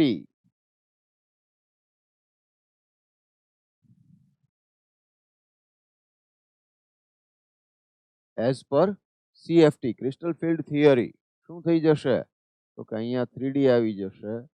અરે સોરી, અહીંયા T2G આવશે અને અહીંયા EG આવશે. બરાબર. તો આ સ્પ્લિટિંગ થઈ જશે. D orbital degenerated D orbital હતું એનું સ્પ્લિટિંગ થઈ ગયું અને જો Cl માઇનસ ની પ્રેઝન્સ હશે તો બધા અનપેર્ડ જ રહેશે. Cn માઇનસ હશે તો અનપેર્ડ ઇલેક્ટ્રોન પેર્ડ થઈ જશે. બરાબર. તો T2G માં જ ઇલેક્ટ્રોન આવી જશે. ક્લિયર છે હવે? બાકીનું લખેલું છે વાંચી લેજો. T2G3Eg2Cl માઇનસ હોય તો Cn માઇનસ T2G5Eg0 આમ થઈ જશે. ઓકે.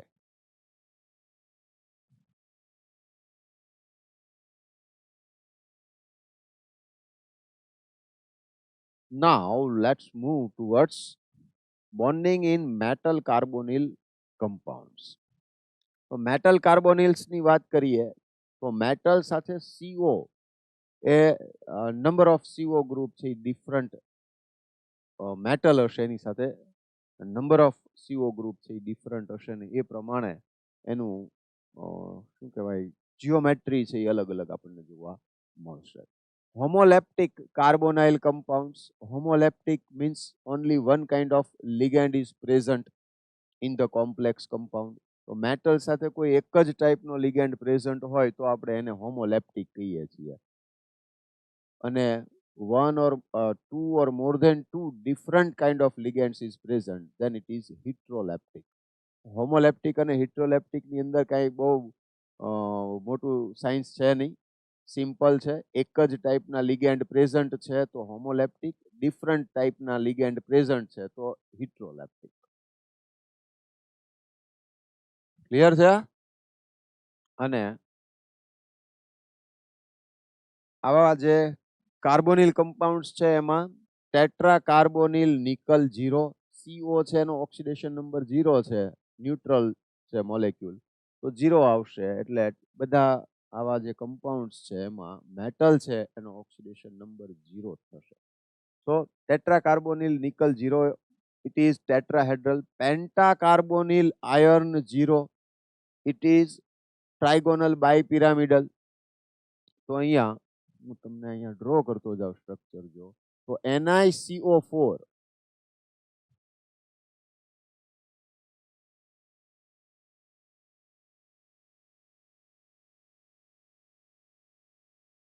NiCO4 આ રીતે આમ થઈ જશે, બરાબર. NiCO4 પછી નિકલ એક્સક્યુઝ મી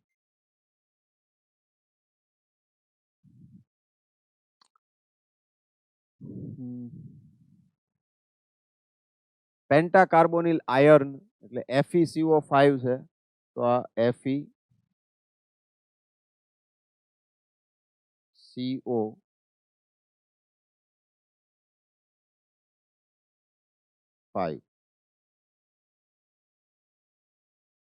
FeCO5 ટ્રાઇગોનલ બાયપિરામિડલ થશે.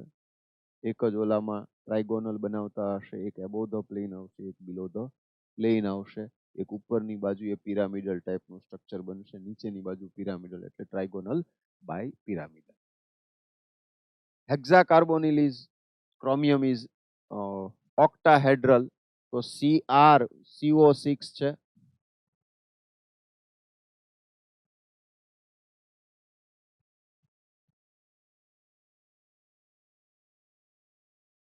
CrCO6 હેક્ઝાકાર્બોનિલ ક્રોમિયમ 0 તો આ હેક્ઝાકાર્બોનિલ ક્રોમિયમ ઇઝ ઓક્ટાહેડ્રલ. આમ થઈ જશે ભાઈ, બરાબર. તો આ કંઈક જે કંઈક કહેવા માંગે છે આના પછી આવશે એ મેઇન મેટર જે છે એ. પણ આ બધામાં CO જે છે એનું સ્ટ્રક્ચર સમજી લ્યો એટલે આગળ ઉપર આપણને સમજવામાં સહેલું પડે. આમ છે, C ટ્રિપલ બોન્ડ O થાય છે, ઓક્સિજન છે એનું લોન પેર ડોનેટ કરશે અને આ રીતે આવશે, બરાબર. અને કાર્બન પાસે એન્ટી બોન્ડિંગ મોલેક્યુલર ઓર્બિટલ છે એ અવેલેબલ છે. ઇનિશિયલી ફર્સ્ટ જે બોન્ડ ફોર્મ થશે એ કાર્બન છે એનું આ લોન પેર જે કંઈ ગણો એ જે છે એ ક્રોમિયમની એમ્પ્ટી ડી ઓર્બિટલમાં ઓર યુ કેન સે એની of the metal which is having empty orbital તો એને ડોનેટ કરી અને બોન્ડ ફોર્મ કરશે. એટલે અહીંયા જેટલા આપણે જોઈ રહ્યા છીએ નિકલ, ક્રોમિયમ કે આયર્ન છે તો એમાં એની એમ્પ્ટી ડી ઓર્બિટલમાં કાર્બોનિલ ગ્રુપ છે એના કાર્બન ઉપરથી ઇલેક્ટ્રોન પેર ડોનેટ થાય છે મેટલને, અને મેટલ અને કાર્બોનિલ કાર્બન વચ્ચે સિગ્મા બોન્ડ ફોર્મ થાય છે. હલો, સિગ્મા બોન્ડ ફોર્મ થાય છે. આ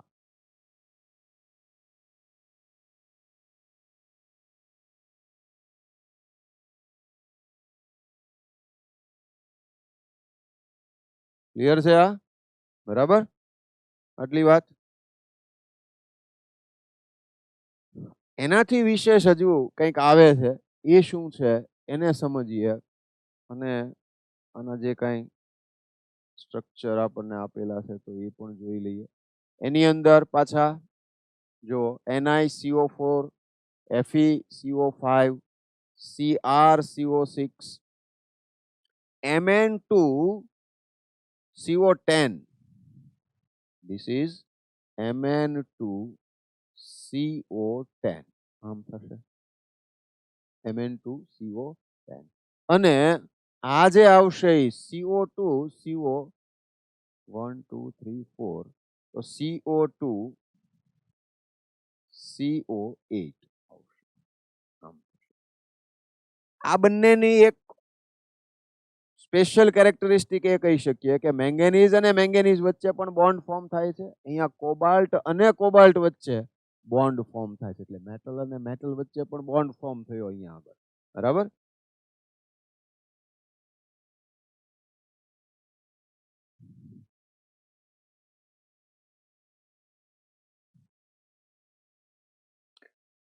metal carbon bond in M bond C sigma bond is formed by the donation of lone pair of electrons on the carbonyl carbon into a vacant orbital of the metal. The M bond C pi bond is formed by the donation of a pair of electrons from a filled d orbital of. તો અહીંયા હવે જે વાત આવી है metal into the vacant anti-bonding pi star orbital of carbon monoxide, carbon of the carbon monoxide. તો અહીંયા આગળ કાર્બન મોનો, હા બરાબર છે, મોલેક્યુલ છે તો ની મોલેક્યુલર ઓર્બિટલ હોય એટલે પાઈ star orbital of carbon monoxide, anti bonding pi star orbital of carbon monoxide. તો એ જે વેકેન્ટ છે એ વેકેન્ટ ઓર્બિટલમાં મેટલના ડી ઓર્બિટલ કે જેની પાસે ઇલેક્ટ્રોન પેર છે. Now I am talking about metal which is having already electron pair, and metal will donate electron pair to the carbonyl carbon monoxide molecule કે carbonyl molecule. તો carbonyl મોલેક્યુલની જે anti vacant anti bonding જે orbital છે એમાં electron pair donate કરે છે, electron pair donate કરે. તો આ જે ઇલેક્ટ્રોન પેર ડોનેટ કરશે એનાથી શું થઈ જશે? તો કે આ જે સી ટ્રિપલ બોન્ડ ઓ છે, એમ bond C triple bond O, તો અહીંયા આગળ જે બોન્ડ ફોર્મ થાય છે, સોરી ટ્રિપલ બોન્ડ ઓ તો નહીં કહેવાય, પણ એમ બોન્ડ સી એક સિગ્મા બોન્ડ બનશે અને બીજો કયો બનશે? પાઈ બોન્ડ ફોર્મ થાય છે. અને એની ઇફેક્ટ શું આવશે એ પણ અહીંયા આગળ જોવાનું. The metal to ligand bonding creates a synergic effect which strengthens the bond between CO and the metal. Synergic effect. Normally કોઈ એક બાજુએથી બોન્ડ ફોર્મ થાય છે, મેટલ છે એ એમ્પ્ટી ડી ઓર્બિટલમાં એક કાર્બોનિલ કાર્બનમાંથી ઇલેક્ટ્રોન પેર છે એ એક્સેપ્ટ કરે છે, પણ હવે રિવર્સ થાય છે રિએક્શન. શું રિએક્શન થઈ? તો કે ભાઈ મેટલ છે એની ઇલેક્ટ્રોન પેરને ડોનેટ કરે છે ડી ઓર્બિટલની. કોને? કાર્બોનિલ ગ્રુપને, એની એન્ટી બોન્ડિંગ મોલેક્યુલર ઓર્બિટલ જે છે એની અંદર. બરાબર? અને પાઈ બોન્ડ ફોર્મ થશે naturally. First bond sigma bond તો થઈ ગયો છે, તો હવે નેક્સ્ટ પાઈ બોન્ડ ફોર્મ થશે. એનાથી મેટલ અને કાર્બોનિલ વચ્ચેનો બોન્ડ સ્ટ્રોંગ બનશે, બોન્ડ લેન્થ ડિક્રીઝ થશે. આમાં ધ્યાન એ રાખવાનું કે એમ બોન્ડ સી ની બોન્ડ લેન્થ ડિક્રીઝ થશે, તો C bond O bond length છે એ ઇન્ક્રીઝ થશે, કારણ કે આ ઇલેક્ટ્રોન ડેન્સિટી કઈ તરફ આવી ગઈ વધારે મેટલ તરફ, તો અહીંયા આગળ બોન્ડ લેન્થ શું થઈ જશે? ઇન્ક્રીઝ.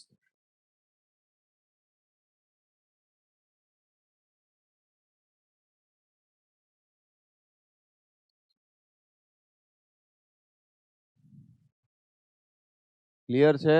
આ લાસ્ટ જે મેં સ્ટેટમેન્ટ આપ્યું એને જરા ધ્યાનમાં રાખજો એ વાતને, કારણ કે નોર્મલ એટલી અન્ડરસ્ટેન્ડિંગ આપણી આવવી જોઈએ એવું એ લોકો એક્સપેક્ટ કરતા હોય, કારણ કે રિલેટેડ આપણે કેમિકલ બોન્ડિંગમાં લર્ન કરી ગયા હોઈએ તો એનાથી મેટલ અને કાર્બોનિલ વચ્ચેનો બોન્ડ છે એ સ્ટ્રોંગ બનશે, એટલે સ્ટ્રેન્થ એની વધશે, સ્ટ્રોંગ થઈ જશે, બોન્ડ લેન્થ ડિક્રીઝ થશે મેટલ અને કાર્બોનિલ વચ્ચેની, કાર્બોનિલમાં કાર્બન ઓક્સિજન વચ્ચેની બોન્ડ લેન્થ ડિક્રીઝ થશે.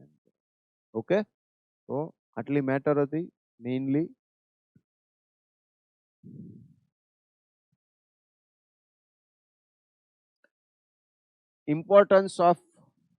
Importance and applications of coordination compounds.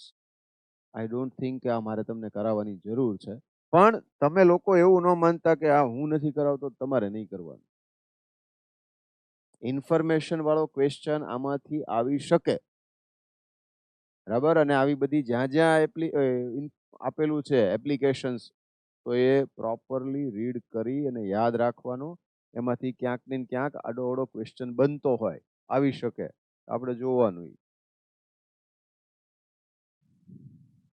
Coordination compounds છે એ ક્વોલિટેટિવ અને ક્વોન્ટિટેટિવ બેવ ટાઈપના કેમિકલ એનાલિસિસની અંદર એનો યુઝ થાય છે, તો એ આપણે આગળ જોઈ ગયા છીએ.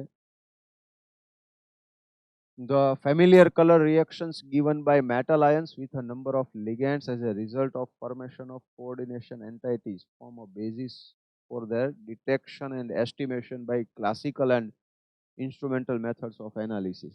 ઇન શોર્ટ, આપણે જે કોમ્પ્લેક્સ બનાવતા હતા અને એ કોમ્પ્લેક્સ બનવાને કારણે, દાખલા તરીકે ટોલેન્સ રિએજન્ટ છે તો AgNH3 ટ્વાઇસ પ્લસ છે એ કોમ્પ્લેક્સ છે, તો એ આપણને આલ્ડીહાઇડની પ્રેઝન્સ છે એનું કન્ફર્મેશન આપે છે, બરાબર. તો એ રીતના અલગ અલગ ટાઈપના કોમ્પ્લેક્સ છે કે જે કોમ્પ્લેક્સનો યુઝ આપણે કોઈક સર્ટેન ટેસ્ટ કરવા માટે કરતા હોઈએ છીએ. અમુક કમ્પાઉન્ડ્સને મિક્સ કરવાથી કોઈ કોમ્પ્લેક્સ ફોર્મ થતો હોય અને એ સર્ટેન કલર અને પ્રેસિપિટેટ્સ આવતા હોય, તો એનાથી પણ આપણને એ આયન્સ છે એની કન્ફર્મેશન ટેસ્ટ મળે છે, તો એ રીતે એ યુઝફુલ છે. અહીંયા આગળ એવા કેટલાક આપેલા છે કે EDTA, ડાયમિથાઇલ ગ્લાયોક્સાઇમ, આલ્ફા નાઇટ્રોસો, બીટા નેફ્થોલ, ક્યુપ્રોન, આવા બધા કમ્પાઉન્ડ્સ છે કે જેનો યુઝ આ ટાઈપના કિલેટિંગમાં ને એમાં થતો હોય છે. કિલેટિંગનો મિનિંગ એવો થાય કે કોઈ લિગેન્ડ કે જે ડાયડેન્ટેટ છે કે ટ્રાઇડેન્ટેટ છે એ ટાઈપનો હોય તો એ સાયક્લિક સ્ટ્રક્ચર ફોર્મ કરશે, એના લીધે તો એને કિલેટ કહેવામાં આવે.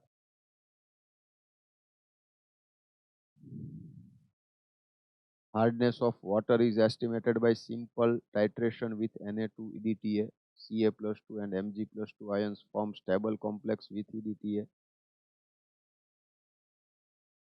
Selective estimation of these ions can be done due to difference in the stability constants of calcium and magnesium complexes. Some important extraction process of metals like those of silver and gold make use of complex formation. એટલે અલગ મેળવવા માટે આપણે એવા complex form કરીએ અને પછી એ કોમ્પ્લેક્સને destroy કરી અને મેટલને અલગ મેળવી શકીએ. Gold for example combines with cyanide in the presence of oxygen and water to form the coordination entity AuCN twice minus in aqueous solution. Gold can be separated in metallic form from this solution by the addition of zinc. Metallurgy હવે આમ નીકળી ગયું, તમારું chapter remove થઈ ગયું છે, પણ એની અંદર આ ટાઈપની એક રિએક્શન આપતા હતા. અહીંયા આટલું આપેલું છે એટલે તમારે થોડુંક ધ્યાન રાખવાનું, બરાબર, કે AuCN ટ્વાઇસ છે કે AuCN4 છે, AuCN ટ્વાઇસ માઇનસ જે છે, તો એને ઝિંક સાથે રિએક્શન કરાવો એટલે ઝિંક અંદર આવી જશે, Au બહાર નીકળી જશે, ઇન શોર્ટ કહીએ તો એ રીતે ગોલ્ડ છે એને આપણે પ્યોરિફાઈડ કરી શકીએ છીએ. Similarly, purifications of metal can be achieved through formation and subsequent decomposition. NiCO4 છે તો નિકલ છે એ મેળવવા માટે પહેલા NiCO4 બનાવીએ, ફોર્મેશન કરીએ અને પછી એનું કમ્પોઝિશન કરીએ એટલે નિકલ અલગથી મળી જાય આપણને. Pigment responsible for photosynthesis, chlorophyll. તો chlorophyll is a coordination compound of magnesium. તો તમારે આ યાદ રાખવાનું કે ક્લોરોફિલ આમ તો તમારી બાયોલોજીમાં આવી ગયું. હિમોગ્લોબિન છે એ રેડ પિગમેન્ટ છે, આયર્ન છે એનો ઓક્સિજન કેરિયર છે, બરાબર. તો આ હિમોગ્લોબિન છે એ ઓક્સિજન કેરિયર છે અને બોડીને ઇનફ એમાઉન્ટમાં ઓક્સિજન મળે એ બહુ જરૂરી હોય છે. તમને સવારમાં જે યોગા કરાવે છે બહુ ગમતું નથી, પણ એ તમારી હેલ્થને બહુ જ યુઝફુલ થાય. સાયન્ટિફિકલી આપણે કહી શકીએ કે બ્રીથિંગ સિસ્ટમ જેટલી સારી હશે તો એટલું ઓક્સિજન વધારે તમારા બોડીની અંદર જશે ને પછી હિમોગ્લોબિન બ્લડ થ્રુ બધા ઓર્ગન સુધી પહોંચશે તો ઓર્ગન પ્રોપર વેમાં વર્ક કરી શકશે. ઓર્ગનનું જેટલું ફંક્શનિંગ સારું હશે એટલા તમે હેલ્ધી રહેશો.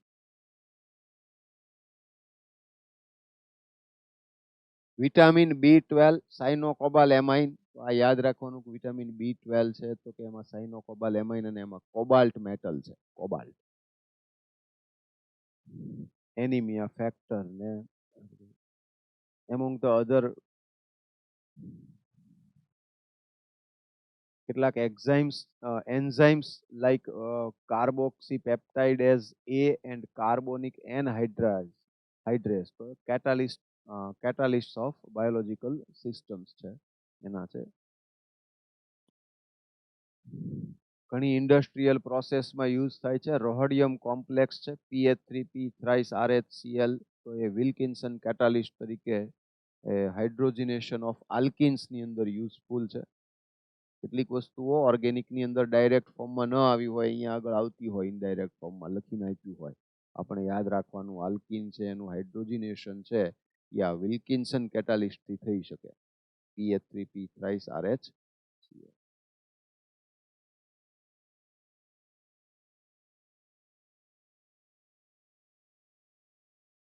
Electroplated with silver and gold much more smoothly and evenly from solutions of the complexes AgCN twice minus and AuCN twice minus. એટલે સિલ્વર કે ગોલ્ડનું ઇલેક્ટ્રોપ્લેટિંગ કરવું હોય તો એ ઇલેક્ટ્રોપ્લેટિંગ કરવા માટે આપણે ગુજરાતીમાં એને ઢોળ ચડાવ્યો, બરાબર, કે ખોટું છે એમ જે કહીએ છીએ તો ચાંદી ઉપર એનું પડ ખાલી ચડાવી દીધું હોય ગોલ્ડનું એટલે આપણને ગોલ્ડનું એના ઓર્નામેન્ટ લાગે તો એની અંદર આ યુઝફુલ છે. પછી એક ઇનિશિયલી જે બ્લેક એન્ડ વ્હાઇટ ફોટોગ્રાફી હતી એની અંદર જે ફિલ્મને ડેવલપ કરવા માટે અને વોશિંગ છે એ હાઇપો સોલ્યુશનથી કરતા એટલે જે એક્સ્ટ્રા AgBr હોય એ ડિઝોલ્વ થઈ જતો અને AgS2O3 ટ્વાઇસ -3 કોમ્પ્લેક્સ બનાવી અને એને રિમૂવ કરી શકાતો હતો. એક કિલેટ થેરાપી છે કે કોઈ ટોક્સિક સબસ્ટન્સ છે એ બોડીમાં એન્ટર થઈ ગયો હોય તો એને કોમ્પ્લેક્સ બનાવી અને એને એમાંથી રિમૂવ કરી શકાય છે.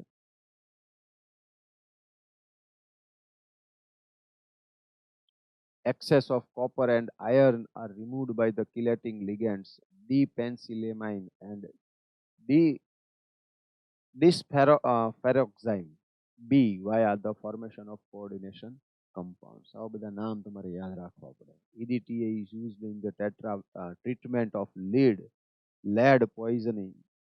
Some coordination compounds of platinum effectively inhibit the growth of tumours. પ્લેટિનમના કેટલાક એવા કમ્પાઉન્ડ છે કે જે બોડીમાં ટ્યુમર થતી હોય કેન્સર ખાસ કરીને રિલેટેડ છે તો એમાં સિસ્પ્લેટિન છે અને એના કમ્પાઉન્ડ છે એ બહુ જ યુઝફુલ છે. તો અહીંયા આગળ આપણી બધી ચેપ્ટર જે છે એ કમ્પ્લીટ થાય છે. સાથે મેં અમુક ક્વેશ્ચન્સ જે સિમ્પલ હતા એ લઈ લીધા હતા. બાકીના બધા ક્વેશ્ચન્સ છે એ આપણે અલગથી રિવિઝન લેક્ચર લેતા હોઈએ એની અંદર PYQ ને એ બધું તમને કરાવીશ. ઓકે.